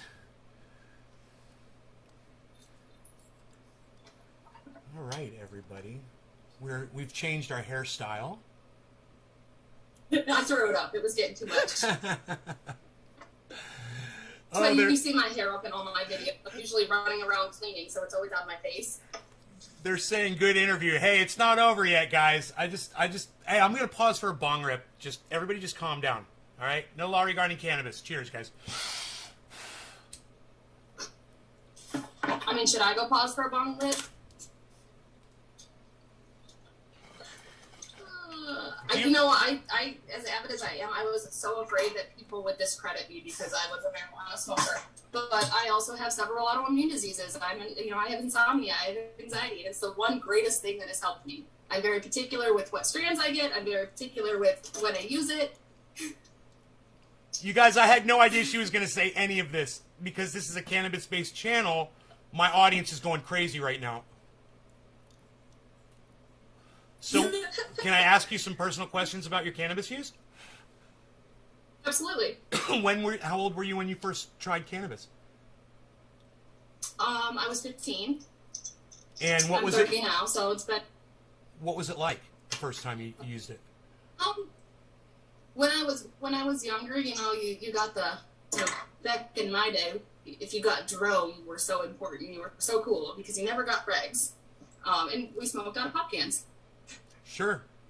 And what did it feel like? It felt freeing. It was exciting. It was calming. It was enjoyable. It was better than drinking. I've never been a big drinker, so I've always enjoyed marijuana rather than drinking because I like the way it makes me feel better. I like the way it makes me feel better than alcohol. There's a fantastic just summary the way you sum that up so quickly. Are you considering doing live broadcasting in the future at all, like podcasting, like live shows with an audience and stuff? I actually have considered doing podcasts. I used to run a mom group on Facebook called Momblums, because moms have problems. And one thing that my best friend and I really discussed with, actually, I have my mic. I went and bought the equipment and everything for it. I just, at the time, I didn't have the time or the knowledge on how to start one. But we had discussed having a podcast and talking about everyday lives that parents, everyday things that parents go through. We both have disabled children. We both have a lot of health issues. She's a very highly educated speech and language pathologist. And I'm good with talking. Right. You're great at it. And you've got a YouTube channel. So, what would you be platforming to TikTok, since you're already there and you already love TikTok? Would you just go live on TikTok? Would that be your choice? I would honestly love to be able to go live on multiple platforms, because I would love to be able to utilize that. I mostly go live on TikTok because it's my largest platform. Like I have 2 cell phones and an iPad that I could use to go live on multiple channels, but I can't use my phone to type on and be live at the same time. Sure. So let's go back to cannabis. What's your favorite kind of cannabis? Do you have like a favorite kind, like a sativa or an indica? Do you like the stuff that gets you really stoned, or do you like the stuff that gets you high and awake all day? You have a preference? Well, I use it for multiple reasons. One is some of the medication I take makes me incredibly nauseous. So you'll see me like take a hit of a hybrid in the morning. And it's not to get me stoned. It's literally just to make that nausea go away, because Sure. It's the one thing that works. It's a shelved lawsuit right now, but I have a lawsuit with an anti-nausea medication. So I try not to utilize that. Wow. I try to avoid taking medicines if I have to in general. I'd rather go the natural route. I just know that sometimes the natural route isn't what's best for your body. I had cancer a few years ago, and I had neighbors a couple houses down that were big smokers. I didn't actually get really into cannabis use until I had cancer. I had cancer in 2017. And I had non-Hodgkin's lymphoma in my throat. That's my lovely scar right here. My sister has the exact same thing. My sister. Non-Hodgkin's lymphoma. Really? Yes. She got quarantined, radiated, the whole thing. Been through it. Yep. And the side effects of the medication have been a struggle even years later. So I had a neighbor a couple houses down that was really, really helpful to me. Like, she would get my kids off the bus because she knows that after radiation I would sleep. And sometimes I would miss the bus coming. And she was really great to me, but she had a friend that did a lot of cannabis research with cancer treatments. So I spoke with him a lot, and that was really when I got into my cannabis use. Now, I chose not to go with his form of treatment because I went and spoke to my doctor about it and asked them about the effects of it and everything. And there just wasn't enough research on it for me to feel comfortable with putting my life on the line like that when I have small children. So I went with the treatment options that the doctor suggested, which, have their ups and downs. They have their pros and cons. I don't have cancer anymore, but, my hands shake constantly. So it's super fun. But he was when I really got into understanding a lot of the logistics of it. So, like, I almost always smoke a hybrid. A lot of my hybrids are indica dominant. Sativa is really hard on my heart. It usually gives me chest pain, so I go for a hybrid or Sure. a indica dominant hybrid. Mm-hmm. And the majority of my use is right before bed. I'll smoke it to be able to calm down, because a lot of times my brain just goes too fast and I can't slow down my thinking process, and I can't calm down enough to literally lay down and fall asleep. So I'd rather smoke a joint than take a pill. Right. So are you on Synthroid? Yes. Yeah. Yes. So is my sister. So, all right. We're gonna come back to cannabis if that's okay. I wanna ask you some personal questions. So when TikToking, 15 seconds, 60 second, or 3 minutes? What's your favorite? Probably the minute. I talk a lot. I talk fast. Mm-hmm. And 15 seconds doesn't usually get my point across. Right. That's what I'm finding. Anything past a minute, anything past a minute, you can't stitch or duet. So I try to keep everything to a minute. Ah, that's good. Okay. So this right here is some stuff that I make. out of cannabis. It's cannabis based. It's 98% coconut oil, 1% peppermint oil, and 1% activated THC oil. And it's got over 50 uses. I use it all the time. And if I get like any kind of an itch anywhere on my body, bug bite or a hornet or whatever, this makes the pain go away instantly. So check this out. We were talking about doctors. Oh, wow. We were talking about doctors before. And when you said second opinion, I was like, that's so important. Let me tell you why. So I make this stuff, and it's got peppermint oil in it. And the peppermint oil with the coconut oil, fungus won't grow in it. It's antiviral, it's antibacterial. This stuff, it will go rancid if you leave it outside in the sun for like a month. But it's still usable. Even when it's rancid, it just loses its coconut smell, and it smells like machine oil. So this guy took his to his doctor, and it had frozen, and it got these little crystals inside it. And the doctor looked at it and goes, "Oh, you can't use that. That's bacteria forming inside there," which was a complete lie. And that was a doctor. So doctors do, from time to time, give bad advice. Think of all the doctors who don't recommend cannabis to their patients, or who tell them it's bad when they say, "Yeah, I'm using cannabis and it's working." And the doctor says, "I don't want you using that." This conversation is had in the United States every day. It drives me crazy. How do we convince people that cannabis is safe? What's the secret to getting the message out there? I think it's super important to find a doctor that you trust. If you can't trust their opinion, then there's no point in you going to them.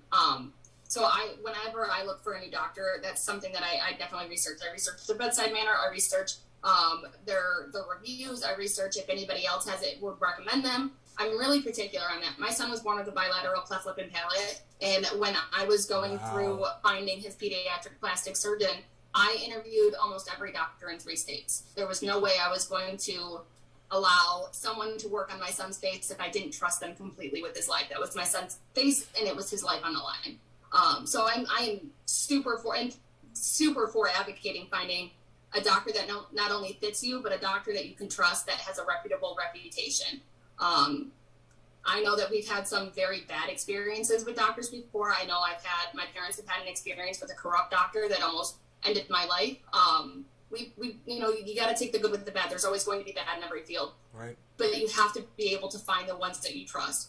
I know that from personal experience, my son has ADHD as well. And when I went in and I talked to them, my husband and I were against medicating him for a really long time.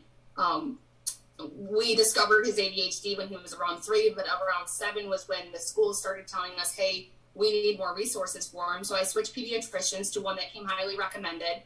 And I went and I spoke with her, and I'm like, hey, my husband and I really aren't comfortable with putting him on medication so young. We're really nervous about this. Talk to me about CBD oil. Talk to me about cannabis use in ADHD. There's been a lot of research on it. And she's an older lady. So I was very surprised with her response. Her response was, I'm not against it. I think that there's a lot of benefits that could be had from it. There's just not enough research on it yet. And it's not regulated yet. So I can't suggest for you to go out and purchase a CBD oil that would benefit him when the what's the word I'm looking for? The recipe itself isn't regulated. So you can't guarantee uniformity, especially if you buy different brands. So she said that we could reevaluate when that does become more regulated. My state's only been legal for the last few years, so there's a lot of red tape still involved with cannabis use. So humans have been on the planet for about 4 million years. Cannabis has been documented use for the last 10,000 years. I would say that's plenty of research. And where's the bodies? That's what I would say to them. Where's the bodies? Show me the bodies piling up from the use of cannabis, and then you can tell me that it hasn't been researched thoroughly. And this is how I feel about COVID too. We've got 5.8 billion vaccines administered now. That's a real good research group.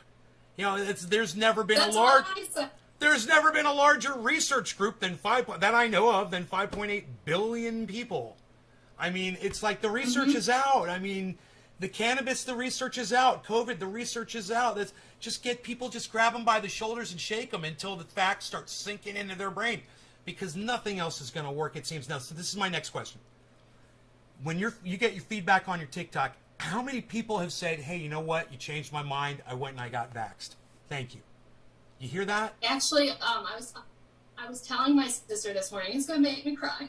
But I was telling my sister that this morning. I was like, she goes, do you get a lot of hate on there? I said, I get some hate. I said, but the thing is, ever since I started sharing my dad's story, I have had so many people directly message me and either ask me specific questions and then they go get vaccinated, or they just tell me, hey, I got vaccinated because of your videos. Hey, I got vaccinated because I heard your dad's story. It's beautiful. And that's about the best way that I could honor him. And literally, there's probably been thousands. Whoa, it's amazing. So how does it feel to be, you're changing the world? You're making a difference. How does that feel? Does it feel good? It feels great. Yeah. Because even though my dad's not here, maybe I can save another little girl from losing their dad. Yes. And that's what I told my audience this morning. I was like, come over and find out why Hill is doing what she does. You're going to find out why in this interview. And that was, you're making a difference. And you're saving lives. You're like an angel. I'm trying. You're like an angel. You're saving lives. It's amazing. So, let me get away from that for a second. Let me ask you this: what's your favorite movie of all time? Personal question. Drop Dead Fred. Drop Dead Fred. That didn't take you but a second. It is such a stupid movie. I know. It's so funny. Top five favorite movies of all time. Top 5. Mm-hmm. What are they? My top 5? Yes. Oh. Goodness. Drop Dead Fred. Harry Potter. I loved The Skeleton Key. That was probably one of my favorite, psychological thriller movies, solely because the bad guy wins in the end, and you never see that happen. It was such a turn of events at the very end, that I was just like, you know what, that's it. It's got to be on the list. Gosh, I couldn't even tell you. I love the Avenger movies. Nice. And then Lord of the Rings. Nice. Yeah, that goes along with everything you've already said. It's perfect. It's a good. That gives a good. So you're kind of like a nerd, aren't you? A little bit. Yeah, I like that. That's good. There's nothing wrong with that, man. That's cool, man. And to give you an idea of my personality, in high school, there wasn't a lot of cliques in my school. Everyone kind of commingled, but I was the person that was a cheerleader. I was also in student council. I was in drama club. Totally. And I knew all the staff. Nice. Oh, yeah. I could totally see that. So, let me ask you this. Do you have any pets? I do. I have 2 cats. Your cats. What are their names? Leo and Loki. Nice. So, Leo both boys? is named after the Ninja Turtle. They're both boys? Yes. Nice. All right. I'm the only girl in my whole... What's your favorite style of music? I'm really eclectic with that too. My favorite song is For Elise. I and a piano version or the what's the I'm trying to think. I can't. I'm trying to think how that song goes because I'm pretty sure I used to play it or my mother used to play it on piano and I just can't remember the tune of it. Isn't that funny? It's very popular.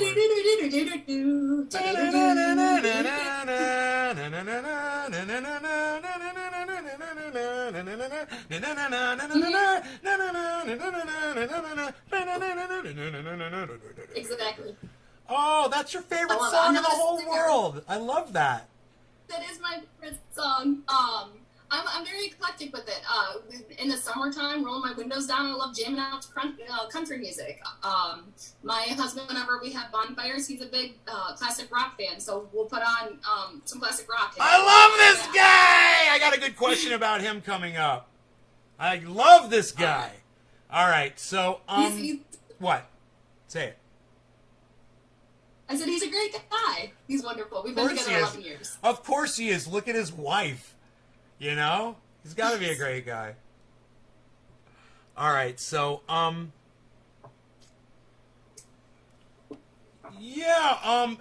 So, what kind of criticism on the TikTok in the chat do you get on your choice of language? Do people come after you? I've had a lot of people mention that, you know, I would probably gain or garner a better audience if I wasn't yelling and swearing. But I think that's exactly why the video took off, is because it showed such a passion. I was going to redo that take when I first watched it, and I'm like, you know what? No, don't redo it, because you show your anger here and you show your frustration, and it's very clear on your face exactly what you're feeling, and I think that's important to get across. So I kept it. I've had people make fun of my appearance, which, whatever. I'm married, so I don't really care what you think I look like. You know, What? Make fun of your appearance? Yeah. Trolls, whatever. Yeah. That's hilarious. Exactly. It's just they're like, oh, you know, maybe you should go for a run instead of you know, being on TikTok or whatever. And I'm like, Go for a nah. run. Or I had people make fun of my teeth, and I'm like, my parents paid a lot of money for these. I'm gonna keep them. Nice. So, did your channel? I get a lot of hate that I'm spreading misinformation and all this other stuff. But like I said, the majority of my content has had a positive impact. I've had a lot of positive on there, and I get few and far between people that are just outright negative to me or outright hateful. But I get a lot that contradict what I say. So those are the comments that I use to reply to. And it's not that I want to give that person attention. It's just they're usually the one commenting something like, you know, I got COVID from the vaccine, and it's a perfect opportunity for me to be able to completely show that that's untrue. You know, because people go through, I know that I won't convince the people that are actively on there being hateful or spreading misinformation. I'm going to convince the people that aren't talking on there, the people that are just watching, the people that aren't saying anything and going, I don't know what to do. Those are the people that I'm reaching. Those are the people that I'm going for. And for that, I've had a lot of positive impacts in my DMs.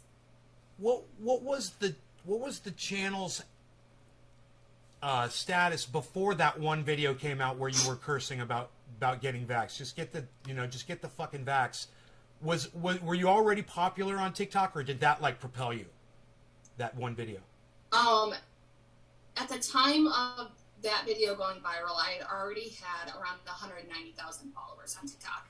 Whoa, wow. Do you know how many views you had? Jeez Louise. I can tell you, let me see if I can look into the analytics real quick. Wow. Or do you know how many views this one video has, this new video? On just TikTok, in the last 28 days, I've had almost 17 million video views. And I want to say that around 11 million of those came after that video. And then there's 500,000 views on the reaction video from MSNBC on Twitter, and the Washington Post posted the video, and that one has a couple 100,000 views on Facebook. I didn't know Washington Post did that.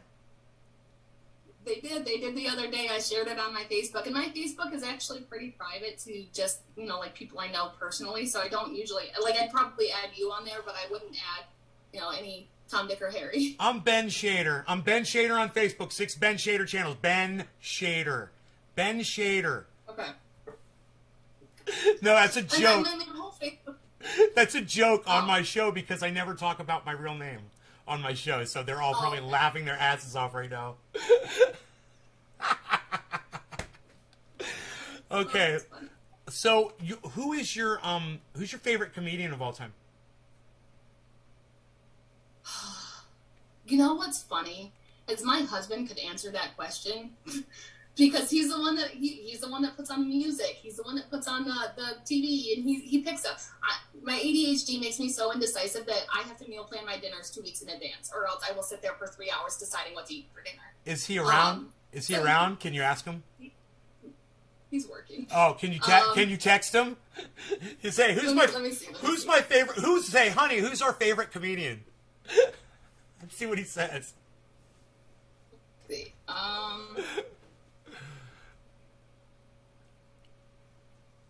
We'll see if he answers, because usually he's an engineer, so if he's in a shop, he can't be on his phone. audience question was, do you consume cannabis? That came from Nick Brown. Another audience question was, this is from Josh, can you offer any TikTok tips when uploading or coming up with ideas for your channel? I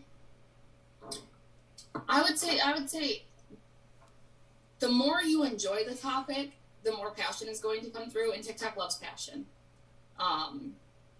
So whatever you do in life, I would say that's what you should market on your channel. I've been in sales for a very long time too, and I've always said that if you don't understand the product that you're selling and you don't stand behind the product that you're selling, right, you're not going to sell it. Right. So a lot of my content comes from the heart. It comes from things that I enjoy doing, or jokes that I like, or activities that I like doing because I have a passion in that. Right. So I would say post your passion. Are you getting emotional about talking about that? I get emotional about everything. I love this woman. This is great. This is like the best interview I've ever done. This is so fantastic. You guys, it's just because she's so real, man. And there's no barrier. It's just like, this is what you see is what you get, guys. This is why you should all be subscribed. I'm a really bad liar. That's great. That is a fantastic quality. It is one of the greatest qualities a human being can possess, is to be a poor liar. Thank you. Yes. I 100% agree. Let me move on here. How did you get started in social media? That was from Dean. Wants to know that from the audience. Well, I've always loved Facebook. I mean, I signed up for Facebook back in sophomore year of high school. And I've gone quiet and stuff. I feel like sometimes social media can be really, really bad on your mental health. And if it starts to negatively affect your mental health, I feel like it's safe to walk away. But I've always been a people person. I've always just loved people. I love watching people. It sounds so creepy. I love watching people. I am a people person to a T. I love trying to understand why someone does things the way that they do them. And social media just gives me that opportunity to really explore myself and to see more people. I love making people smile. I love making them laugh. I love having my opinion heard. I'm very opinionated. When I was little, I grew up, my family was quite conservative growing up. Strict Baptist home. It was super fun. And I always said that it was always very important to me to have my own voice. It was always important that if someone said, oh, you only think that because of your parents, or you only think that because your sister said that, it was so important for me to go, no, this is what I really believe in. This is my feelings. I'm not emulating anybody else's feelings. These are my feelings. So to be able to have my own opinion has always been super important to me. And as I grew up and started utilizing social media, I realized that I can share my opinion without anybody saying that it's not my opinion, you know? Right.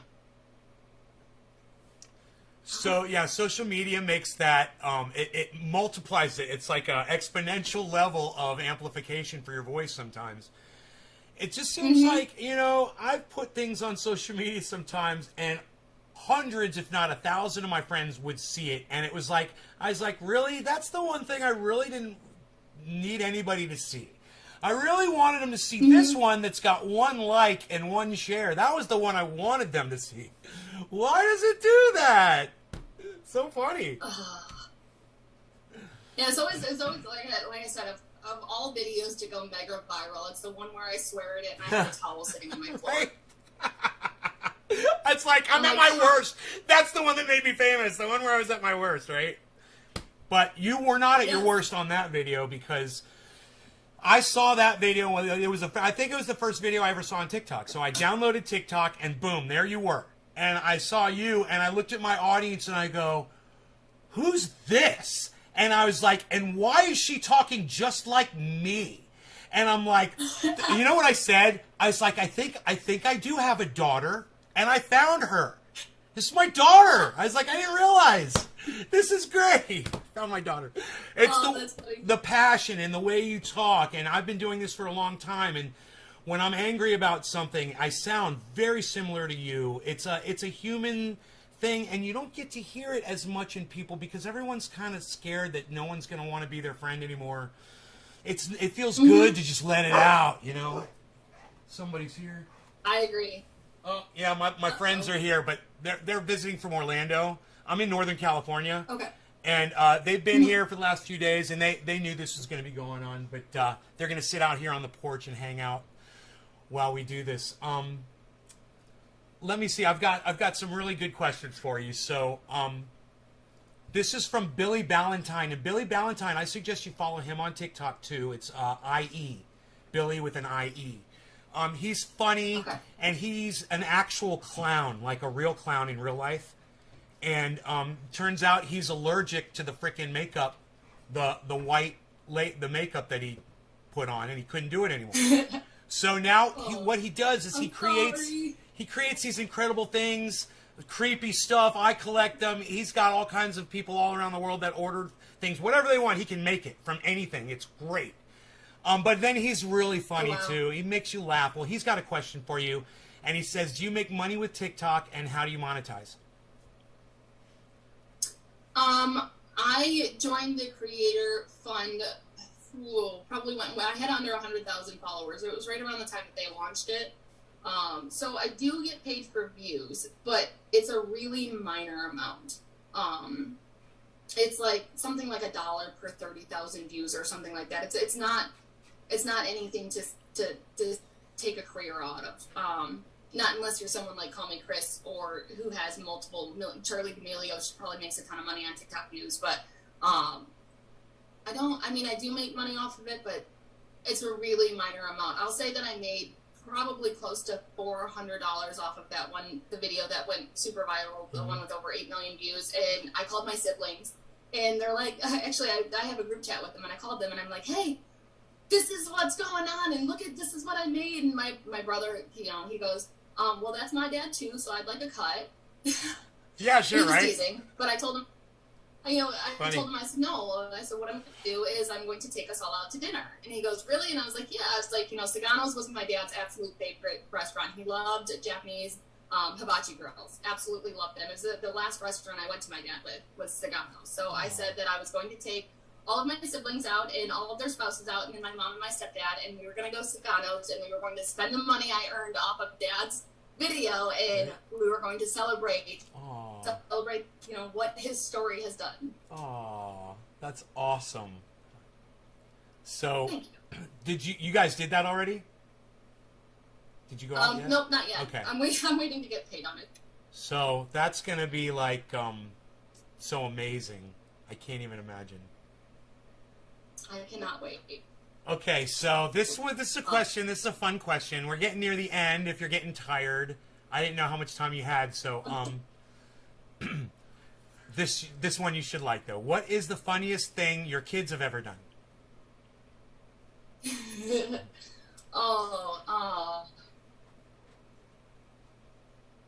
you ask me these questions and like everything disappears from my head. My kids are just like what? Think about you're like when you go, oh my God, you're not gonna believe what they did. I mean, give me one of those stories. My youngest is he's very creative, and like I said, he's got pretty severe ADHD. He is one that has a hard time functioning at all without any kind of aid. So that's where a lot of my patience comes from, is him, and years of dealing with a child that is so busy. But last summer, he cracks me up because he got so proud of it. But it had rained in my state, and my house is surrounded by a swamp. That's why you see all that green in the one video. That's a swamp right there. And so there's a lot of mud and a lot of bugs, and one day I go to walk to my backyard and I look at my back door, which is a white back door, and my son was covered head to toe in mud. Oh. And he had painted the entire door brown with mud. And I looked at him and I said, Noah, what are you doing? And he goes, look, Mom, I painted the door. It's brown now. And I'm like, Noah, we don't do that. And he goes, but isn't it pretty? And I'm like, yeah. So I got a picture, and that kid just. That's hilarious. He's so funny. I painted the door. He had the greatest time cleaning it off. He came in my door. That's great. Okay, so... Or you got another one? together, there was one. Okay. I got one more. Okay. Because this is how conspiring brothers are. When my youngest was 15, they're 15 and a half months apart. So when my youngest was 15 months old, he had the palate surgery. When he had his cleft, it was both sides. And then he was missing the entire roof of his mouth. So they had to take pieces of his cheek to create the roof of his mouth. And that surgery is about an 8 to 12 week recovery. So for 8 to 12 weeks, you're on a liquid diet at first, and then you're on a soft foods only diet, and then you can slowly reintroduce harder foods. Well, right around that 10-week mark, we hadn't reintroduced anything hard to his diet yet. And I woke up one morning and walked to go get him out of his crib, and I look in his crib, and he is just sitting up, eating a bag of chips, happy as can be. And I'm like, Noah! So I grab the bag, and my oldest son looks at me, and he goes, but Mom, he wanted chips. Oh my God. So they had gotten up the crack of dawn to go steal a bag of chips from the kitchen so that his brother could enjoy some chips. Oh my goodness. So luckily there was no repercussions, no physical repercussions from the chips. Nope, Okay. He was all right. And, Good. I was probably being overcautious with the diet and, what I was reintroducing. But again, it's his face and his mouth, so I was nervous. Oh. Okay, so good. Chips. Oh. And he was fine, so okay. It didn't hurt. And he loved them. Yeah. No. They were barbecue at that too. I'm like, Well, maybe spicy? the barbecue chip is the new recovery food for that surgery, and maybe you guys discovered something. Maybe, but you know what? It was a fun process to finally be able to give him back regular food, because this is a kid that loves food. He's tiny as can be, but he loves to eat. And when we were told to keep him on a formula diet, and when we tried to give him the formula, he refused to take it. And he's like, I don't want that. I want food. I want what you guys are eating. So I literally, that very first night he was home, I took pizza that we had gotten, and because his doctor's 3 hours away, so it was a late night anyways, I took pizza that we had gotten, put it through the food processor, and added a bunch of formula to it, and syringe fed him this pizza puree all night. What? And he loved it. Pizza puree! Pizza in a cup! I love it! And it was literally a little syringe that you give medicine into, because that was how I had to feed him. And it was funny, but he ate it. And so I was like, all right, that's what you want, that's what you get. So every meal after that was pureed for him, and formula was added for the calories. That is interesting. That's another spin of baby food flavor there. Who knows? Maybe new baby foods will come out in pizza flavor. Pizza flavored baby food, yeah. All right, so I've got another question for you. I think this is the last one. You ready? Okay. Is your husband as funny as you are, and why do you hide him? My husband is, personality-wise, he's hilarious. He does. He does a lot of the short, quick jokes, and he's very, very witty. And that's where my oldest gets it from. He's very quick with the witty responses. Mm-hmm. He is also incredibly shy and a massive introvert. We are polar opposites with that. I am not shy. I'm an extrovert. He's a very quiet and shy man. So that's why you don't see a lot of it. He gets really anxious with my social media. I didn't even tell him about the video going viral for a few days until his friends started messaging him, and I saw one text from one buddy, and he's like, hey, your girl's all over the news, and he's like, I know. I'm like, you don't even know what's going on. And he's like, I know, you're going really viral. And I'm like, yeah. And he's like, oh, just show me.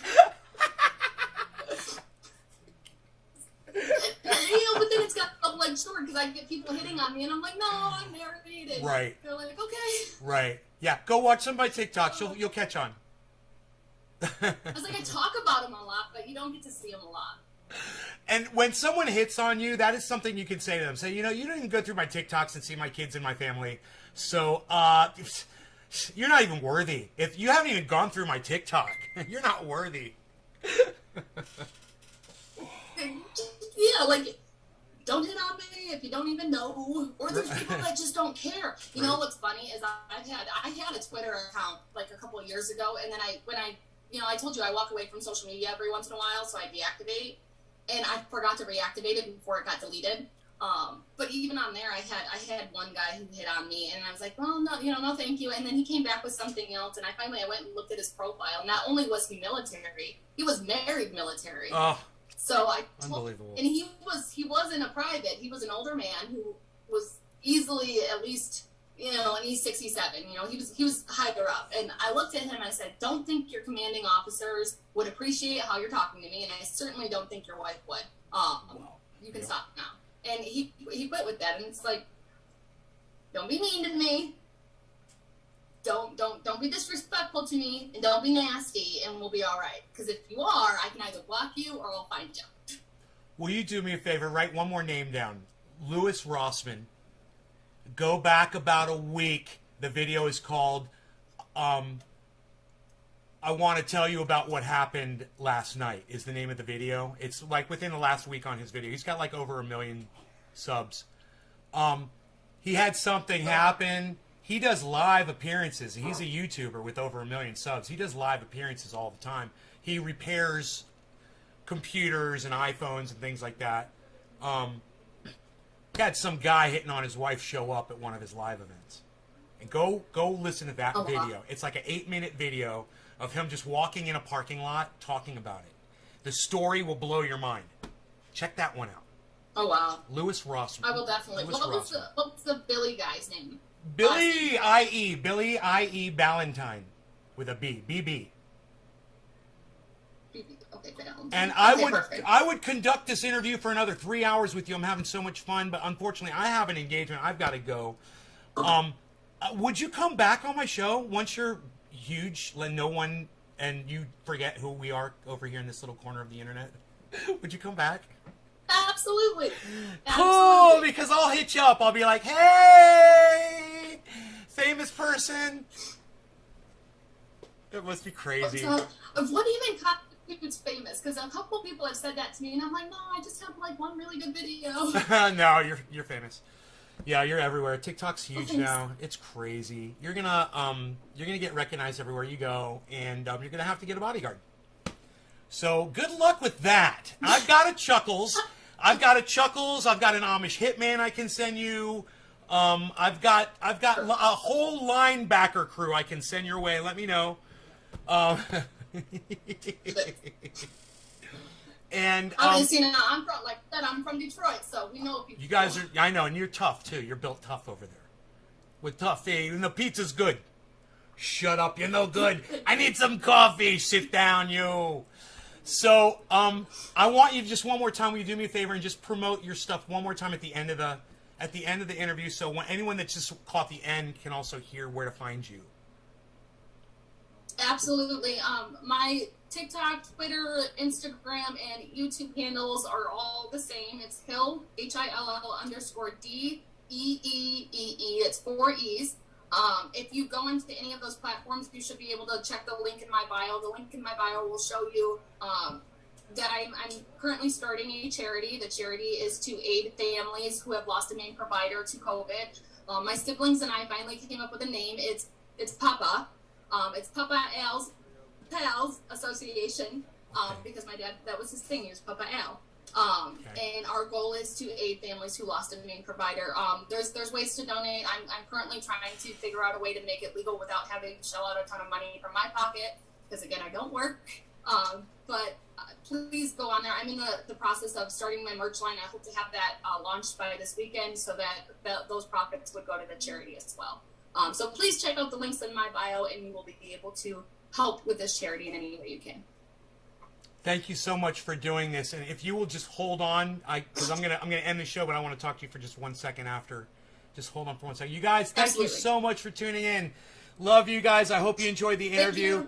And remember, Hill D, and it's Hill_DEEEE on TikTok. Go ahead and share her around. Don't make her too famous. It might go to her head. You guys, take care, and we'll see you again in maybe this afternoon, because we're going to the Orange Grove, and you're going to see some oak trees with Oak Tree. So stick around for that later on today. Make sure you guys are all ready for that goodness. Okay, you guys take care. Love y'all. Bye-bye. Usually I'll wait for 20 seconds, but now I just do it for 10. I'll cut this one short. Bye, everybody. Everyone is thanking you in the chat. They're all saying they love you. You guys are great. Thank you, everybody. Bye. Thank you.